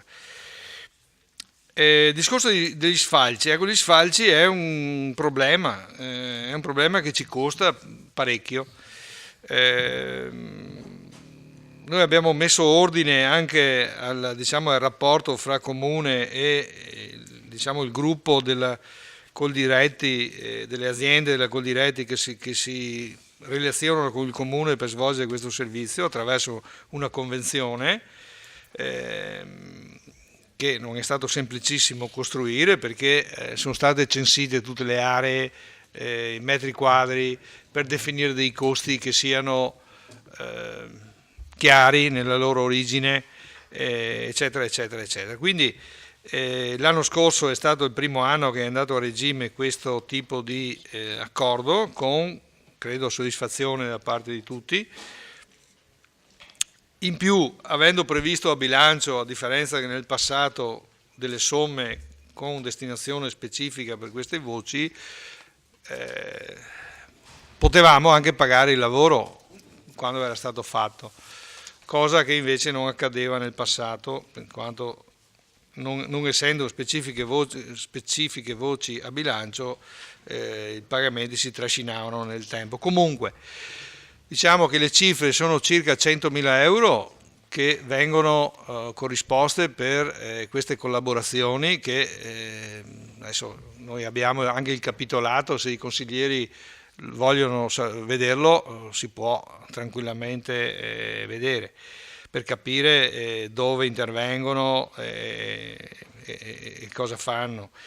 E poi ci sono comunque dei costi che sostiene direttamente il comune quando, come dire, fa opere di manutenzione del verde con mezzi propri e personale propri. Quindi grosso modo questo era un conteggio che avevo fatto ancora un paio di mesi fa, che avevo passato questi dati al consigliere Posocco, che me li aveva chiesti anche lui, e ho detto sono circa 160.000 euro, 5 più 5 meno, però insomma questo è il costo che attualmente la città di Vittorio Veneto sopporta per mantenere, diciamo così, questo livello di, chiamiamolo, decoro e di manutenzione del verde, con sfalci, eccetera, eccetera. È una città grande, abbiamo non so quanti chilometri di strade e quindi piste ciclabili, perché da un lato siamo tutti contenti che abbiamo piste ciclabili, Parco Papadopoli, ecco, cito Parco Papadopoli perché all'interno di queste cifre non ci sono i contributi che vengono dati alle associazioni che si occupano della manutenzione di queste aree, Parco Papadopoli, San Giacomo, Parco San Valentino, Cozzuolo, Valle Appisina e altri luoghi. Alla fine anche questi comunque generano dei costi. Qualche posto in giro per la città c'è qualche cittadino volonteroso che di sua sponte esce con rasaerba da casa sua e va a tagliare qualche relitto stradale che è del comune, e quindi questo magari ci alleggerisce di qualche centinaio di euro di costi, però ecco, anche questo è un tema da affrontare, perché stante, come dire, la situazione delle finanze pubbliche, credo che una compartecipazione al decoro delle aree cittadine sia sempre più utile e richiesta, anzi, da parte dei cittadini. In particolare mi riferisco al discorso dell'abbandono dei rifiuti, che vedo che molte persone hanno scambiato i cestini che sono lungo le strade non per un luogo dove mettere il biglietto dell'autobus, ma dove mettere la borsa dei rifiuti di casa. Ecco, questo è una cosa che credo che dovremmo pensare qualcosa, ecco, per affrontare anche questo tema. Comunque, tornando, diciamo, all'argomento del DUP, ecco, questo è un documento importante, lo sottolineo, vale la pena di così che ciascun consigliere lo legga, perlomeno così si fa un'idea complessiva di tutto quanto, perché qui dentro c'è tutto quello che riguarda il bilancio, la visione che ha questa amministrazione, i programmi che intende portare avanti e anche i riferimenti, come dire, alla parte economica che sono necessari per attuare questi programmi. Quindi è un qualcosa di molto importante e innovativo, nel senso che per noi è la prima volta che questo documento viene realizzato. Qualche comune, perché era ente sperimentatore negli anni scorsi, lo ha già fatto e quindi sono già più, diciamo, impratichiti della cosa, però insomma devo dire che è stato un lavoro veramente molto, molto importante, insomma, ecco. Bene. Grazie Assessore. Bene, vedo che non ci sono altre prenotazioni, quindi metterei in votazione, però prima di mettere in votazione ci sono altre risposte?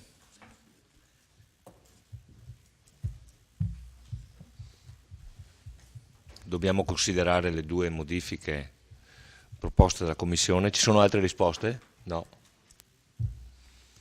Ecco, allora stavo dicendo che la tabella di pagina 47 che è stata consegnata è da considerare un fatto tecnico, quindi quella non si mette in votazione. Le due modifiche illustrate dal consigliere Botteon, se i consiglieri sono d'accordo non occorre votarle, vanno direttamente e risultano dal verbale della Commissione. Quindi se non c'è nessuno contrario le consideriamo acquisite, ok? e vanno a far parte delle delibere, giustamente. Esatto. Bene, vedo che non ci sono. Allora, le modifiche che ha illustrato il dottor Botteon, pagina 189, al punto numero 3, dove c'è scritto procedere con il progetto 10 piazze.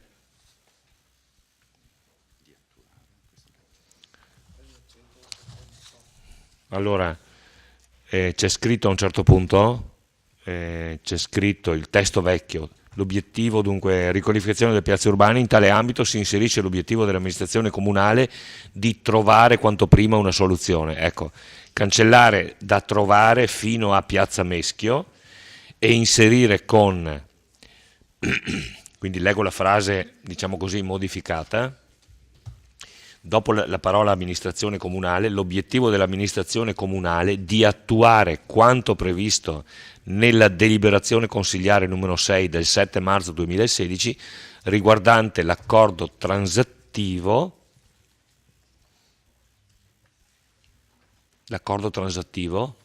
e poi finisce su l'accordo transattivo. E questa è la prima.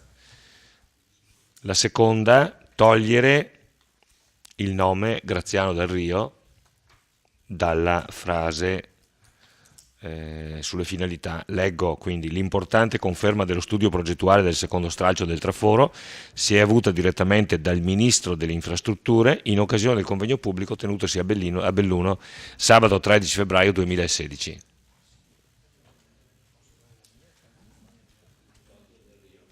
Tolto il nome, perché no? Questo è quello che ha rilevato la Commissione. È emerso in Commissione. Ma diciamo che è già individuato. Bene, allora non ci sono, quindi siamo tutti, vedo che tutti sono d'accordo, quindi si vota comprese queste due modifiche che risultano, ripeto, dal verbale della Commissione, come anche la tabella. Allora metto in votazione il punto numero 4 all'ordine del giorno, approvazione programma documento unico di programmazione, approvazione nota di aggiornamento DUP 2016-2018. Consigliere Saracino vuole fare una dichiarazione di voto? Prego. Volevo solo capire, le dichiarazioni del Ministro Del Rio sono solo a voce, non c'è nessun documento che dice questa roba sul secondo stralcio. Si poteva anche magari ovviare a non mettere cose dette a voce sul DUP, grazie. Detto a voce, non c'è un documento, posso dire anch'io, allora Saracino ha detto. Ho sentito dire e hanno detto che... Insomma. Vabbè. Allora, ripeto, metto in votazione punto numero 5. Favorevoli? Contrari? 11 favorevoli e 2 contrari, nessuno astenuto. Metto in approvazione, i contrari sono il consigliere Saracino e il consigliere Darè. Metto in votazione l'immediata eseguibilità, favorevoli, contrari, medesimo risultato, consigliere Saracino e consigliere Darè, contrari, 11 favorevoli e 2 contrari. Quindi è approvato il punto numero 5 e anche la sua immediata eseguibilità. Ultimo punto all'ordine del giorno, approvazione bilancio di previsione 2016-2018 con i relativi allegati. Ancora la parola all'assessore Napoli, che poi passerà la parola al dottor Sbalchiero. Prego. Avevo fatto alcune considerazioni così per tentare di presentare il bilancio nel migliore dei modi. Io credo che noi dobbiamo ridurre la quantità di parole che si vanno a dire, perché come dire, la serietà del momento secondo me richiede, come dire, calma e sangue freddo, fare le scelte giuste, o meglio sbagliare meno possibile e utilizzare meglio possibile quelle poche risorse delle quali disponiamo, tenendo presente il ventaglio quasi infinito di di richieste, di opportunità, di scelte, di opzioni, di indicazioni. Ecco, noi veniamo da... Ecco, intanto, collegandomi alla introduzione di prima, faccio un piccolo riepilogo, nel senso che noi in 1 anno e mezzo abbiamo fatto 3 bilanci preventivi e 2 bilanci consuntivi. Quindi significa che se noi facciamo una media, un mese sì, un mese no, abbiamo fatto bilanci qui, no? Tra preventivi e consuntivi e qualche altra cosa che si infila in mezzo. Quindi è stato veramente è uno stress test al quale è stato sottoposto il comune nostro, ma in generale la pubblica amministrazione in questo periodo abbastanza impegnativo. Ecco, l'obiettivo è quello di allineare, diciamo così, tutta la macchina amministrativa dello Stato con i ritmi della normalità, quindi tanto è vero che il DUP che noi adesso abbiamo approvato dovrà essere approvato in realtà quello del 2017 il 31 luglio, quindi fra pochi mesi, quindi significa che dovremo ripartire a costruire il nuovo DUP. Questo con l'obiettivo poi di arrivare all'approvazione del bilancio preventivo per il 2017, chiedo scusa, sono già troppo avanti, entro il 31/12 del 2017, quindi ritornando al ritmo normale, sì, chiedo scusa, qua gli anni se ne vanno. Microfono. Sì. Voi vi ricordate che il bilancio preventivo dell'anno 2014 è stato approvato il 30 di settembre, mi pare, fine settembre, quindi che era già un miglioramento rispetto all'anno prima che era stato fatto a novembre. Quindi voi capite che usciamo da una sorta di terremoto istituzionale, economico, finanziario, come che vogliamo, e ci stiamo faticosamente, con grandi sacrifici, portando verso una normalità. Detto questo, noi rispetto all'anno scorso, dove abbiamo già sofferto un pochettino, perché purtroppo in questi anni non solo i bilanci nostri, ma anche quelli dell'amministrazione precedente, è vissuto, diciamo così, discretamente su entrate straordinarie, che chiamiamole il derivato, chiamiamole Enel, chiamiamo qualche altro evento, però comunque sempre entrate straordinarie. Adesso noi l'anno scorso abbiamo sofferto della mancanza di una di queste entrate straordinarie che era molto importante, come dire quantitativamente, quella famosa dell'Enel, che era mi pare 1.160.000 euro circa, con le quali avevamo previsto di fare una serie di opere pubbliche come investimenti e una serie di interventi che si definiscono di spesa corrente, ma in realtà sono comunque sempre investimenti. Quindi già l'anno scorso è stato operato un taglio veramente molto importante. Ecco, quest'anno abbiamo già un'ulteriore riduzione di entrate. Per quello che dicevo qui, secondo me dobbiamo tutti quanti fare un po' la tara e tenere i piedi per terra e ragionare in maniera molto, molto ferma. Nel senso che io ho letto e riletto le tabelline molto semplici, quelle che ci danno le entrate, sulle quali noi possiamo contare, che sono le entrate proprie del comune, che ci dicono che siamo, come dire, in riduzione rispetto all'anno scorso. E non so, partiamo dall'IMU. Allora noi abbiamo una previsione assestata per il 2015 di 3.783.000, la previsione per il 2016 ci dà 3.329.000, considerando gli aggiornamenti che sono stati fatti anche in termini normativi, e quindi ci sono meno 454.000 euro solo di IMU. Poi c'è la Tasi, che tante soddisfazioni ci dette, 3.250.000 euro assestato nel 2015, previsione 2016 1.100.000. La parte mancante è relativa alla prima casa che non c'è più, e quindi c'è un alleggerimento fiscale importante per i cittadini vitoriesi di circa di 2.022.000 euro che rimangono nelle tasche dei cittadini vitoriesi, più un'altra piccola quota che è probabilmente quella legata agli inquilini, che anche questi sono stati esentati rispetto già all'anno scorso. Questo produce un mancato gettito di 2.150.000, sul quale c'è, diciamo così, l'impegno dello Stato a ristorare la quota della prima casa, che è 2.022.000 euro. Poi c'è l'addizionale comunale all'IRPEF 3.200.000 per il 2015, per il 2016 prevediamo 3.140.000, quindi meno 60.000 euro.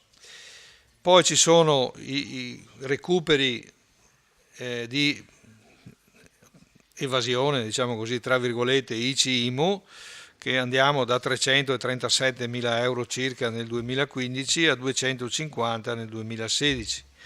Poi ci sono alcune entrate da riscossione coattiva che erano 131.000 euro e 400 nel 2015. Qui non siamo in grado di fare ancora previsioni perché è una questione legata alla scadenza o meno o rinnovo del mandato del concessionario Equitalia, che è quello che si occupa della riscossione coattiva. Quindi può essere che magari nel corso d'anno emergano entrate su questa voce. Le altre voci sono stabili, nel senso che l'imposta sulla pubblicità attorno ai 200.000 euro, stabile, lo stesso le pubbliche affissioni 200.000 euro, TOSAP anche qui 187 e 350, l'imposta di soggiorno prevediamo, stante il trend positivo di presenze turistiche, un 5.000 euro in più, molto prudenziale rispetto ai 40.000 euro dell'anno scorso. Ecco, quindi questo è un po' il quadro generale.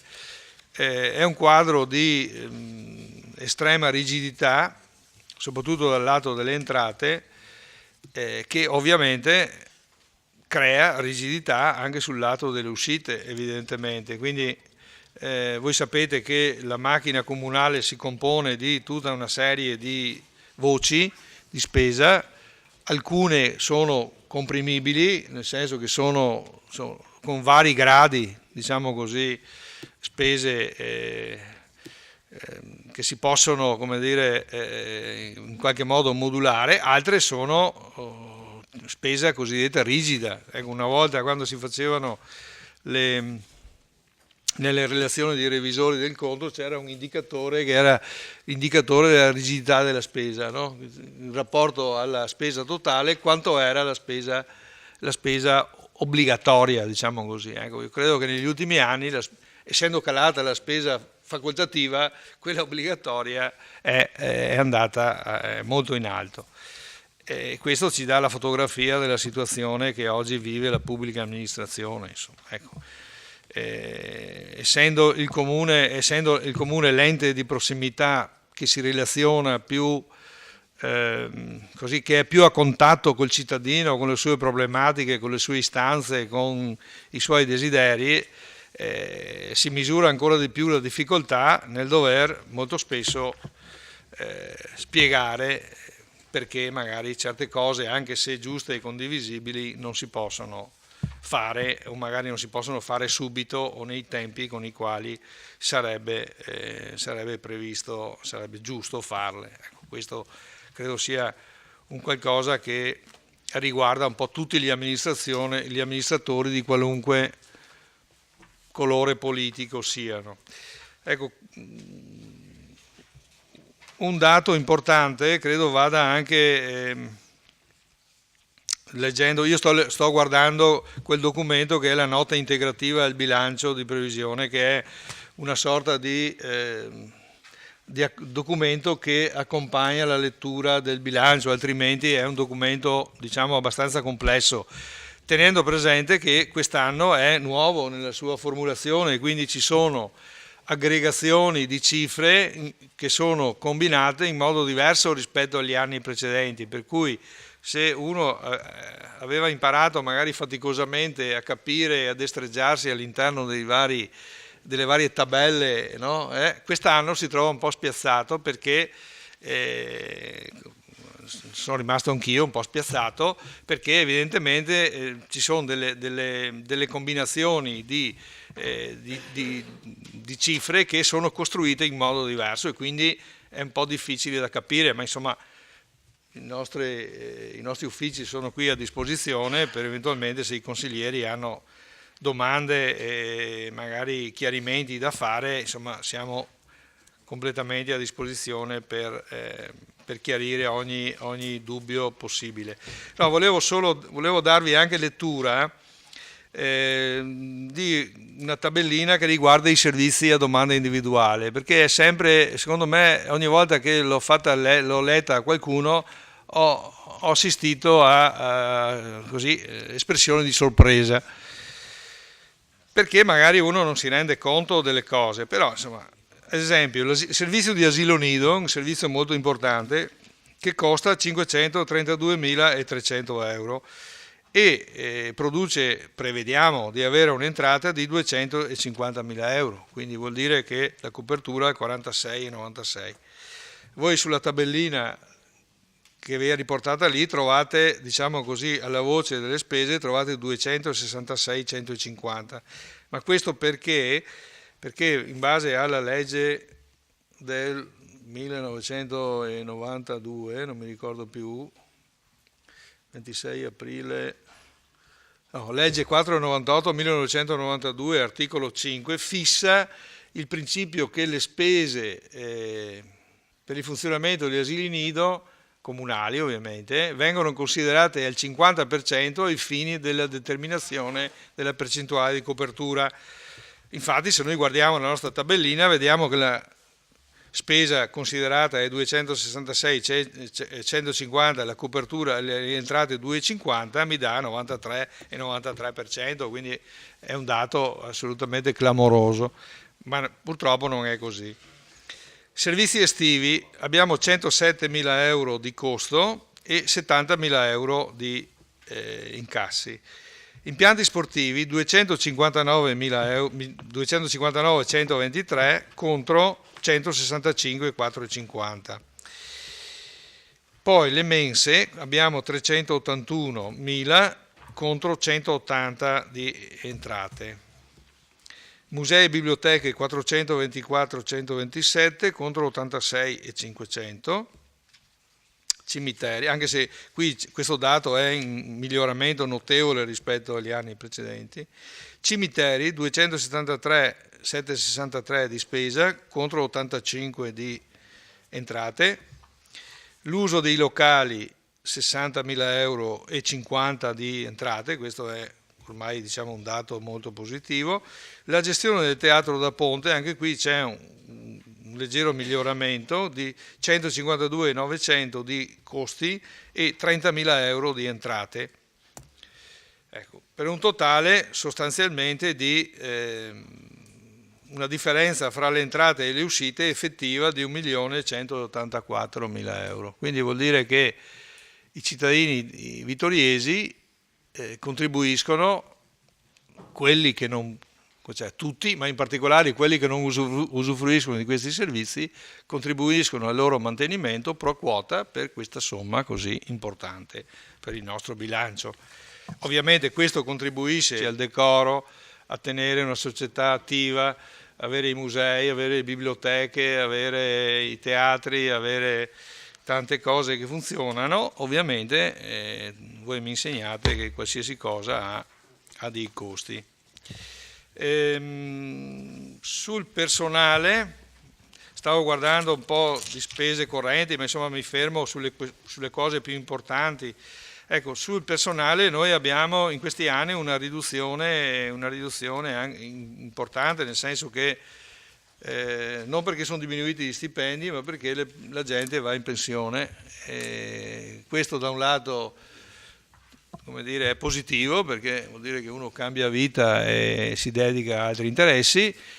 Per noi, diciamo, se da un lato del bilancio ci dà qualche sollievo, ci crea qualche problema sull'altro versante, nel senso che per fare le cose abbiamo bisogno di persone, insomma, no? Quindi noi, quello che dicevo prima, la manutenzione del verde, noi abbiamo 9 cimiteri a Vittorio Veneto, quindi voi pensate cosa significa partire da Vittorio, andare a Fadalto a tagliare l'erba, per esempio, o a Formeniga, o a Carpesica, o a San Giacomo, o qualsiasi altro posto, insomma. Quindi, per non parlare di altre cose. Quindi quest'anno, rispetto all'anno scorso, noi abbiamo un risparmio 2016 su 2015, abbiamo un risparmio, diciamo, alla voce del personale di circa 250.000 euro, grosso modo, tanto per darvi l'ordine di grandezza.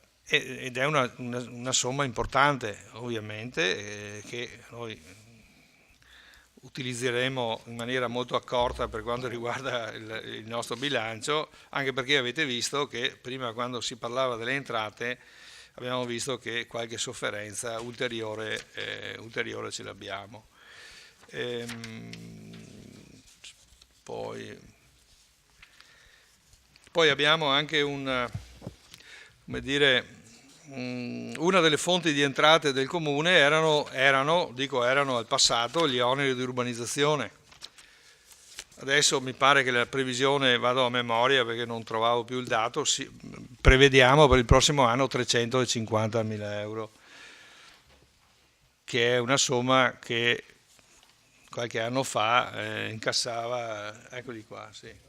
Era previsione, avevamo 4,50 l'anno scorso e 3,50 per il 2016, quindi sono cifre assolutamente insufficienti a svolgere i compiti che sono previsti, diciamo così, con queste cifre. Anche questa, se vogliamo, è una contraddizione in termini, perché i comuni erano abituati a far cassa attraverso gli oneri di urbanizzazione con le costruzioni. Allora, se tu inneschi questo meccanismo, sei costretto a continuare, perché sennò ti mancano le entrate. Il problema è che la cosa si è fermata, è crollata, e quindi ci troviamo nel mezzo di questa situazione così difficile. Un'altra cosa che in queste settimane, in questi mesi è stata un po' discussa, è quella dei famosi derivati, che dal 2016, come dire, invertono la loro forchetta, e il comune comincia a pagare. Insomma, cominciamo quest'anno con 538,390, proseguiamo il prossimo anno con 648 e proseguiamo ancora con 8,49, poi 1.110.000, 1.200.000, eccetera. Ecco, anche questo è stato, secondo me, uno strumento che è stato utilizzato in anni per sfuggire al problema, nel senso che negli anni, attorno a metà degli anni 2000, 2004, 2005, 2006, invece di affrontare la crisi finanziaria che già cominciava a dar segno, si è cercato qualche escamotage, no? All'epoca c'era il ministro Tremonti, che per un certo periodo è stato spacciato per un genio della finanza, che si è inventato questi strumenti finanziari con i quali molti comuni si sono finanziati, avendo un beneficio immediato per alcuni anni e poi buttando la palla in avanti per chi verrà dopo. Insomma, no? Noi siamo quelli che sono venuti dopo. Questo tipo di indebitamento aveva un altro pregio, perché non veniva considerato debito, tanto è vero che se voi guardate le relazioni dei revisori, correttamente nell'indebitamento non vengono citati il costo degli swap. Ma a casa mia, se io devo restituire 100 euro a qualcuno, vuol dire che ho un debito con questo qualcuno, no? Poi lo chiamiamo swap, lo chiamiamo come vogliamo, però debito è, tanto è vero che lo dobbiamo pagare. E quindi adesso questa questione qui ci ha provocato anche qualche fastidio con l'Unione Europea, nel senso che a un certo punto non ci credevano più. Dite, ma voi vi indebitate e nascondete il debito, siete un po' così, persone non molto affidabili, e quindi probabilmente quando è esplosa la crisi 2008 e poi 2011 ci hanno messo il piede sul collo proprio anche per questi motivi, quindi dobbiamo anche riacquistare un po' di credibilità, e la credibilità costa anche in certi momenti. Quindi io mi fermerei qui. Se ci sono domande particolari di natura tecnica, per quanto possibile, magari rispondiamo anche adesso. Qua c'è la dottoressa Elvassore che conosce il bilancio ormai per averlo visto da tutti i punti di vista, quindi è in grado credo di rispondere perlomeno sui dati principali. Poi se ci sono necessità di entrare nel dettaglio e di vedere cose più in profondità, naturalmente ci riserviamo di dare una risposta più compiuta nei prossimi giorni, insomma.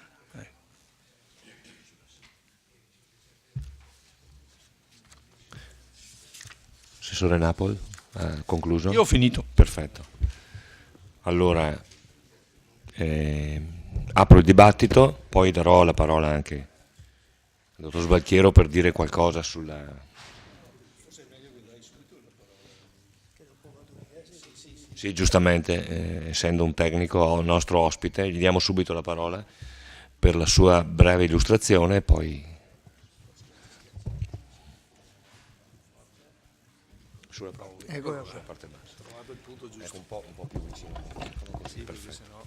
Allora, l'organo di revisione ha verificato il bilancio preventivo con tutti gli allegati e con la nota integrativa, strumento nuovo di quest'anno che, come ha detto l'assessore, è a mio giudizio molto importante per capire anche, diciamo, maggiormente il bilancio, che è di un tecnicismo quest'anno diciamo elevato.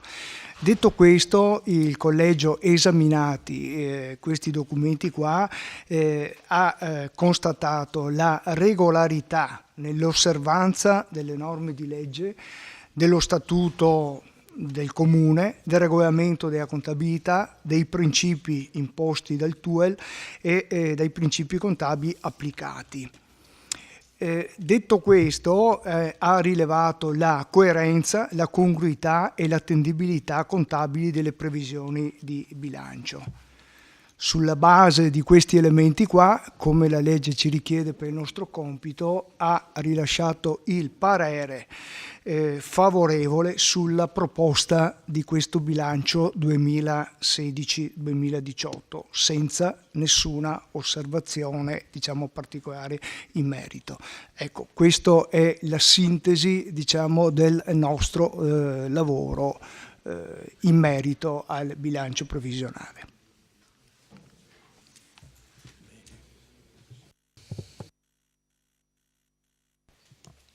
Bene, quindi Presidente, possiamo liberare, no, aspettiamo un attimo. Ecco. Allora apriamo il dibattito, pregato il dottor Sbalchiero di rimanere ancora un attimo. Consigliere, darei a lei la parola. Sì, per rispondere all'assessore in quanto ai debiti trovati dall'amministrazione dopo la dipartita della mia amministrazione. Voglio ricordare che quando l'amministrazione della Libera ha lasciato la maggioranza e quindi è passata all'opposizione, non è che poi Giancarlo Scottà ha trovato il bilancio pari a zero, ha trovato anche lui probabilmente gli stessi debiti che abbiamo lasciato noi, gli stessi debiti e forse anche più, tant'è vero che sono stati estinti i mutui al 15-16%, che giustamente le amministrazioni prima avevano fatto, probabilmente con investimenti a lungo termine, e quindi guardare indietro mi pare sia un po' poco, quantomeno poco illuminato. Io dico soltanto che il governo di centrosinistra che si sta amministrando ha portato via l'IMU sulle zone industriali pari a 2 milioni e mezzo di euro. Una tassa come si dice, di solidarietà per un altro 1,5 milioni di euro. Cioè soldi che il comune virtuoso di Vittorio Veneto dà agli altri comuni non virtuosi e guarda caso non sono sicuramente al nord, sono sicuramente al sud, tanto per rimanere nel tema, quindi per 4 milioni di euro. Siccome qua nel Consiglio Comunale si parla sempre di Mafil e quindi la misura non è l'euro, non è il rublo, non è il dollaro, ma è la Mafil, vuol dire che la Mafil che è costata 1,2 milioni ma l'IVA è stata recuperata, quindi è costata 1 milione l'utenza, vuol dire che noi diamo allo Stato centrale 4 Mafil, con la differenza che la Mafil la abbiamo e soprattutto dentro alla Mafil ci sono i depositi comunali, ci sono i depositi delle associazioni e quant'altro. Allora è meglio guardare un po' oltre la siepe e al di là del confine, perché mi pare che le cose così stiano. Non è una colpa di questa amministrazione, perché questo colpisce tutte le amministrazioni di destra e di sinistra, però questo governo centrale che continua a prelevare e portare via, e abbiamo visto ieri Renzi che dice che anche bisogna togliere competenze alle regioni. Beh, se questo è un modo per governare, ho capito, togliamo anche le regioni, tolte le province, togliamo anche i comuni, quindi siamo a posto. Cioè, questa è una nota politica, non è tecnica, ma che è doverosa fare in una circostanza come il bilancio. Io vi lascio perché raggiungo i miei compagni. Grazie della serata. Grazie consigliere Darè. Consigliere Carnelos. Sì, volevo rispondere al consigliere Darè. Sì, anch'io. Sì, grazie. Dai. L'intervento mio, grazie. Perfetto, grazie. Allora, mi ha stuzzicato il collega Darè. Io normalmente non sono uno che guarda indietro, guardo sempre avanti. Siccome però il consigliere Darè ha parlato dell'attualità, nell'agone mi ci butto anch'io sull'attualità, perché dalla presentazione del bilancio preventivo emergono delle cose che sono di per sé interessanti. Vedete, io sono stato uno di quelli, e sono ancora uno di quelli, che quando si lascia la leva fiscale a determinati, ai singoli soggetti, è troppo forte approfittarne. Ed è impossibile non approfittarne. Se ci pensate, tutti coloro che vivono di reddito fisso, quando ogni mese guardano la loro busta paga, e qui ovviamente parlo sia di chi ha reddito basso o reddito alto, a prescindere, si trova le famose addizionali, comunali, provinciali, regionali, l'IRPEF. Si trovava un tempo l'IMU, la TASI, e vedete, io sono felice di quello che ha detto l'assessore, che quest'anno il comune di Vittorio Veneto ha un introito inferiore di 2 milioni e 22 euro in meno, perché questi rimangono nelle tasche dei vittoriesi. Ed è una bellissima cosa. E possono intortarli finché vogliono. Io sono contento che quei 2 milioni e 2 rimangano nelle tasche dei vittoriesi e non confluiscano al comune di Vittorio. Mi auguro che lo Stato provveda. Papà Stato o mamma Stato, a dir la verità, è quell'ente da tanti vituperati, però da quando sono da mungere lo si munge. Vedete, io sono convinto che in tempi di vacche magre, e questi sono tempi di vacche magre,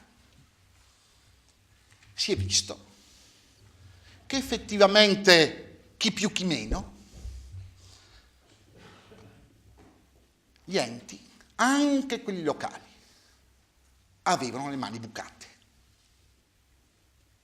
Non è più il tempo di pizzette e cotillon. No. Meglio, molto positivo che sia così. E sotto questo aspetto io credo che gli enti locali sono i più virtuosi di tutti, sotto questo aspetto. Perché vedete, io ho sbirciato il bilancio, ci sono delle perle favorevoli, utili, che è interessante notare. Si parla spesso dei costi della politica e se guardate singoli capitoli, in realtà la politica ai vittoriesi costa davvero poco, anche rispetto al passato. E io credo che questo sia importante. Un'altra cosa importante, l'assessore ha detto che pur con quei tagli che ci sono, poi è di moda, bisogna piangersi addosso, bisogna dire che non ce la facciamo. Eppure la saggezza contadina da cui proveniamo ci dovrebbe insegnare che ciascuno deve far fronte ai propri bisogni con quello che ha. È necessario fare di necessità virtù, anche perché vedete, ho i capelli bianchi e vi dico che gli alti lai sui bilanci ci sono adesso e forse sono giustificati, ma c'erano anche un 15 anni fa, quando i soldi erano molti di più, certo, fatti attraverso lo stampaggio della nostra liretta, che quindi valeva sempre meno, però anche all'epoca gli amministratori locali dicevano non riusciamo a quadrare i bilanci.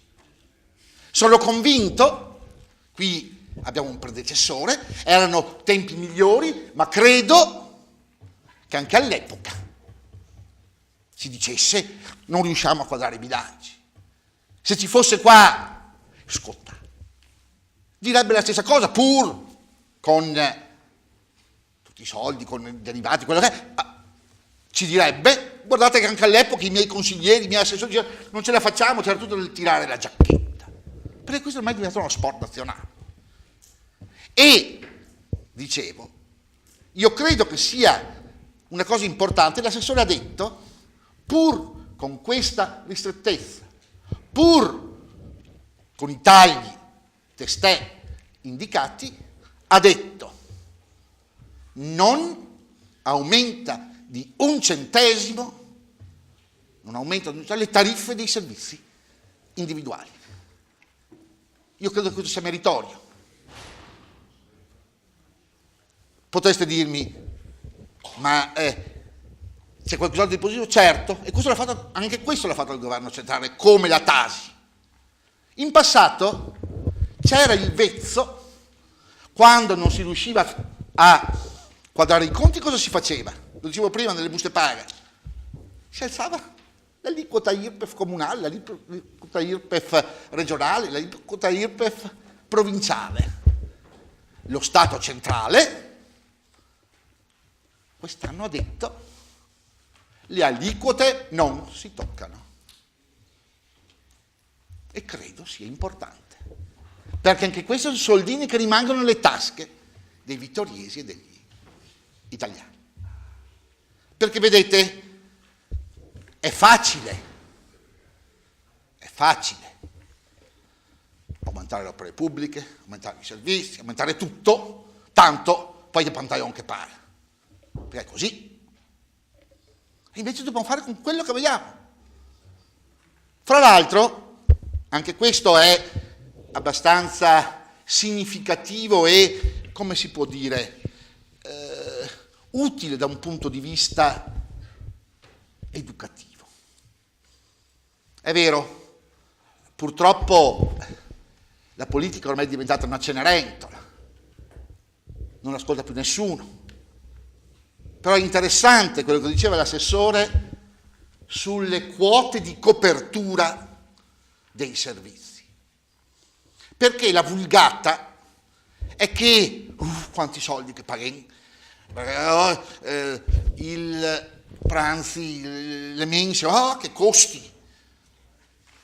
In realtà, ed è giusto, perché il nostro è uno stato sociale, e quindi ben venga che con la fiscalità generale si faccia fronte in modo tale che anche le classi meno agiate possano avere quei servizi.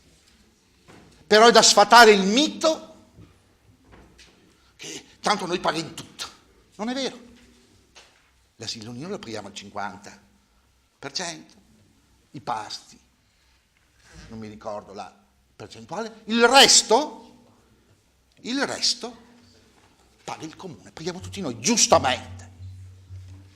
E questo credo sia una lezione ed una, come si può dire, informazione che bisognerebbe dare. Perché è vero, sa, il consigliere Draghi dice diamo tanti soldi al cielo, dove vanno a finire? Beh, se io le dicessi che tutto il sistema scolastico è pagato dalla fiscalità generale, e noi sappiamo come tutto sommato il nostro modello scuola funziona, e talvolta, guardi, gliene parlo, e parlo perché sono anche di quel settore, mi è capitato. Anche le scuole provinciali? Certo, indubbio, lì...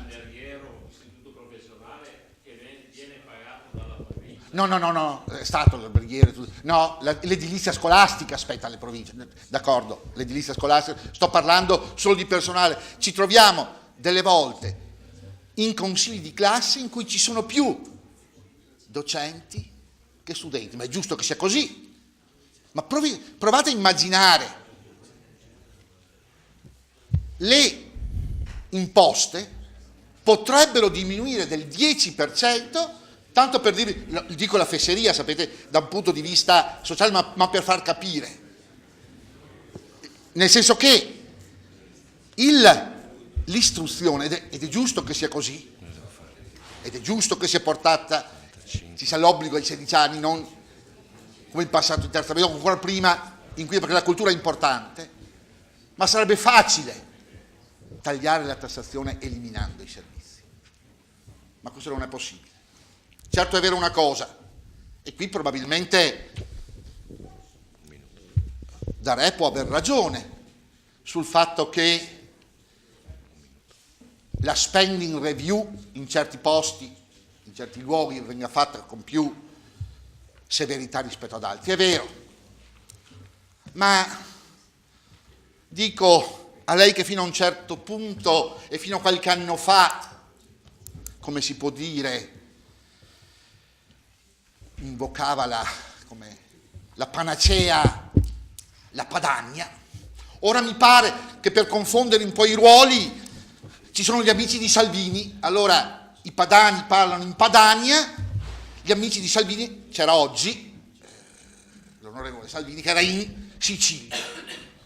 E allora mi viene in mente una cosa, che finché quei voti andavano da una parte puzzavano, quando invece li si può far diventare propri, profumano. E allora, come dicevano i latini, è proprio vero, i latini dicevano pecunia, non olet. Io dico voti, non olet. No, sa, se io le dicessi... Un minuto consigliere, grazie. Un minuto, grazie Presidente della pazienza, e grazie a... Un'altra mezz'ora ci troveremo al bar e replicheremo al bar, consigliere. Allora dicevo, saluto il consigliere come ultima cosa su questo bilancio preventivo. È davvero una cosa encomiabile che finalmente il bilancio preventivo sia davvero preventivo, perché interviene nei primi mesi. Io credo che se guardiamo indietro, mai vi è stata una correttezza, una puntualità, come almeno in questi 2 anni abbiamo visto. Io credo che di questo si debba dare atto, di questo si debba fare tesoro, proprio perché se si è tempestivi e puntuali, diciamo, si può mostrare anche alla cittadinanza e alla collettività che siamo un gruppo di persone serie, che siamo un gruppo di persone che forse non sarà spesso, come si può dire, nelle pagine di giornali a amplificare o a farsi belli, ma lavoriamo alacremente per i nostri cittadini. Grazie. Grazie consigliere, 14 minuti, al limite, proprio al limite. E, no, invito adesso la parola è al consigliere Botteon, invito appunto a fare domande tecniche, altrimenti possiamo congedare il dottor Sbalchiero. Comunque, consigliere Botteon, a lei la parola. Grazie che l'invito arriva giusto prima del mio intervento.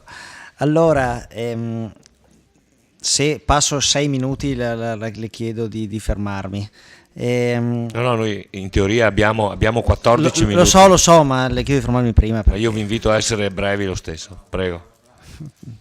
Allora, innanzitutto, una considerazione: è brutto, come ho detto prima, parlare di fronte a una minoranza che non c'è, e lo trovo irrispettoso nei confronti del Consiglio Comunale e della città, perché è vero che anche noi in passato siamo usciti, ma siamo usciti nel momento della votazione, abbiamo sempre partecipato al dibattito e soprattutto su argomenti importanti come il bilancio. Una piccola domanda tecnica, visto che sono stato sollecitato, come se ne è parlato in commissione, vi è nel parere dei revisori a pagina 19 sull'imposta municipale propria vi sono 2 righe in cui viene detto: l'ente dovrà provvedere a norma dell'articolo 31,19 della legge 27/12/2002 numero 289 a comunicare ai proprietari la natura di area fabbricabile del terreno posseduto. Non so se l'avevo mai notata prima, non so se è una comunicazione che va sempre di norma inserita questa, se è riferita alle nuove aree o se è un qualcosa di particolare che è stato rilevato e che deve essere quindi segnalato a tutti i proprietari di area fabbricabile, di terreni fabbricabili. Ma è un piccolo appunto, chiedo di prendere nota e poi se possibile di rispondere. Mi sento in dovere, in quanto Presidente della Commissione Bilancio, di riportare alcune osservazioni che sono state fatte in quella sede, anche perché non vi è la minoranza e quindi mi faccio vece del dibattito che vi è stato, invece, perché la minoranza era presente in sede di commissione consigliare.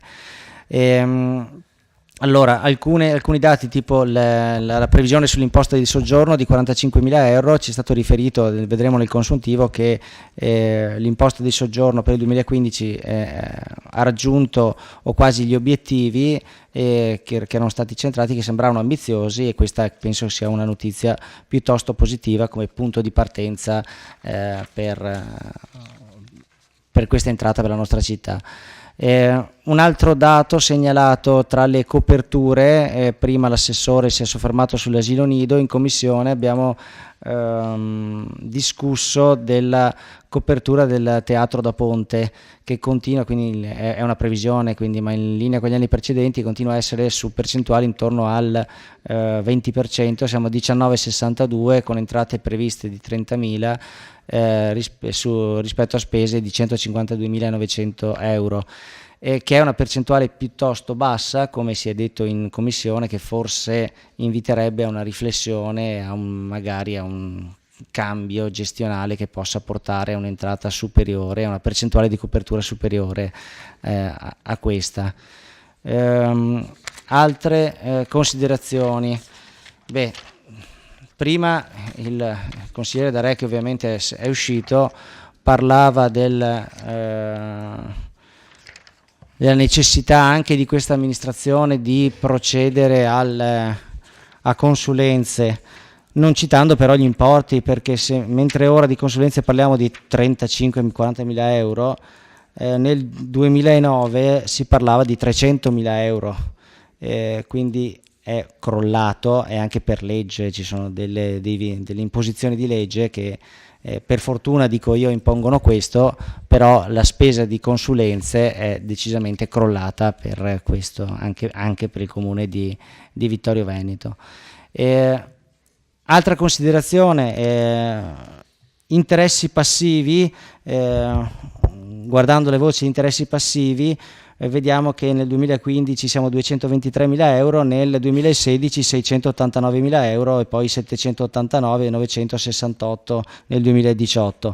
Perché? Ovviamente perché abbiamo i derivati che dobbiamo iniziare a rimborsare, e quindi nonostante più volte, quando eravamo in minoranza, abbiamo sollevato questo problema, ci è stato detto che i derivati non erano in realtà dei debiti, adesso ci troviamo a pagarli, e quindi iniziamo nel 2016 e lo si trova nella voce interessi passivi delle spese correnti. Un'altra osservazione, non è molto semplice leggere questo bilancio, perché le nuove normative legate all'armonizzazione dei bilanci hanno comportato un cambiamento di molti centri di costi, di molte codifiche, che portano una comparazione difficile tra il 2015 e il 2016. Ad esempio lo si è visto molto bene in sede di commissione sulle spese correnti per macro aggregato. Io sinceramente, è vero, quindi questa è una difficoltà, io però sono molto contento di questa scelta e di questa imposizione che ci arriva dall'Europa, perché permette al nostro bilancio di essere poi raffrontabile con altri bilanci di enti analoghi, quindi ad esempio di altri comuni, e questo può essere un passo importante verso quella auspicata standardizzazione o costi standard, o come vogliamo chiamarla, che sicuramente che ci impone l'Europa e che può portare a eliminare molte spese che soprattutto in alcuni comuni, specialmente al sud, si verificano e che sono incontrollate. Altre spese che sono state sottolineate in sede di commissione consiliare: il contributo regionale per il trasporto pubblico di entrata 805.000 euro, a cui si aggiunge un'uscita di nostri fondi di 450.000 euro. È una spesa importante per il trasporto pubblico, ma è un servizio che la nostra città continua a erogare e in cui continua a credere, un servizio per i cittadini che però ha un costo indubbiamente rilevante che va sottolineato. Chiudo ringraziando anch'io per le risposte che ci sono state date in sede di commissione i tecnici comunali, e ci rivedremo fra poco per il bilancio consuntivo 2015. Grazie. Grazie, consigliere Botteon. Consigliere Dus, prego. Sì. Una considerazione di tipo politico. Colgo l'occasione per informare gli elettori della Lega e di Forza Italia che se lo desiderano sono a completa disposizione per ogni richiesta, dato che è evidente che ai loro rappresentanti non interessa sostenere le idee dei loro elettori. Spesso i metodi romani in quest'Aula vengono criticati, ma noto che l'importazione di certi atti invece questa sera è stato preso ad esempio senza tanti problemi e aggiungo anche senza tanta originalità. Grazie. Grazie consigliere. Allora, dottor Sbalchiero, aspetti un attimo perché vedo ancora un intervento. Consigliere Saracino, sapendo che lei è molto breve, deve fare delle Sarò domande velocissimo. tecniche. Stasera abbiamo visto a livello politico che sia a destra che a sinistra non c'è differenza. Prima era Berlusconi che toglieva la tassa sulla casa, adesso è il PD, cambia ben poco, alla fine sono tutti uguali. Grazie. Dottor Sbalchiero, prego. Se ho ben capito la domanda che è stata posta a me riguarda se l'ente deve provvedere a norma dell'articolo 31,19 della legge 27/12/2002 numero 289 a comunicare ai proprietari la natura di aree fabbricari del terreno posseduto. Nuovi, sì. Lo deve? Sì. Per i nuovi? Sì. Sì, viene ripetuta perché è una formula di rito, però il significato è che qualora si generi un'area fabbricabile, ai proprietari deve essere data comunicazione, no? Ecco, questo è il significato. Ecco. Bene, allora ringrazio il dottor Luigino Sbalchiero della presenza, della competenza e anche della pazienza. Buonasera. Buona serata. Buona serata e grazie ancora. Grazie.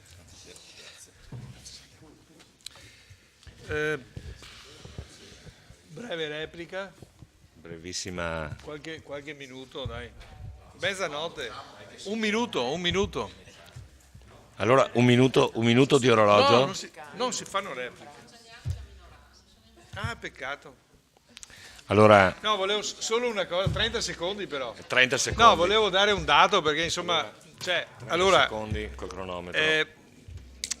Rilasciandomi quando diceva prima il consigliere Carnellos che anche nel passato si piangeva, volevo ricordare che dal 2000 al 2013 sono stati in questo arco temporale, sono stati gli anni nei quali ci sono state le maggiori entrate straordinarie per ICI e convenzioni con Enel che hanno consentito assieme ai derivati e altre cose di avere disponibilità finanziarie che adesso ce le sogniamo, cioè questo è il concetto che voglio dire. Adesso siamo così. 30 secondi. Finito. 30 secondi, 40. Allora, se non ci sono dichiarazioni di voto, metto in votazione il punto 6 all'ordine del giorno. Vedo che non ci sono dichiarazioni di voto, quindi metto in votazione l'approvazione del bilancio di previsione 2016-2018 con i relativi allegati. Favorevoli? Contrari? Astenuti? Allora, contrario. Allora, 11 favorevoli, un contrario su 12 per persone. Permettetemi di ringraziare non solo il dottor Sbalchiero, ma tutti i tecnici, il dottor Papa, la dottoressa Chies, la dottoressa Scalette, l'ingegner Tonon, l'architetto Antoniazzi, il dottor Borin, la dottoressa Alvassore e la vice segretaria. Ho lasciato fuori qualcuno? Sì, metto in votazione l'immediata eseguibilità. Favorevoli? Contrari? 11 favorevoli, nessun contrario, un astenuto. Ringrazio gli assessori e anche i consiglieri comunali e anche il segretario naturalmente.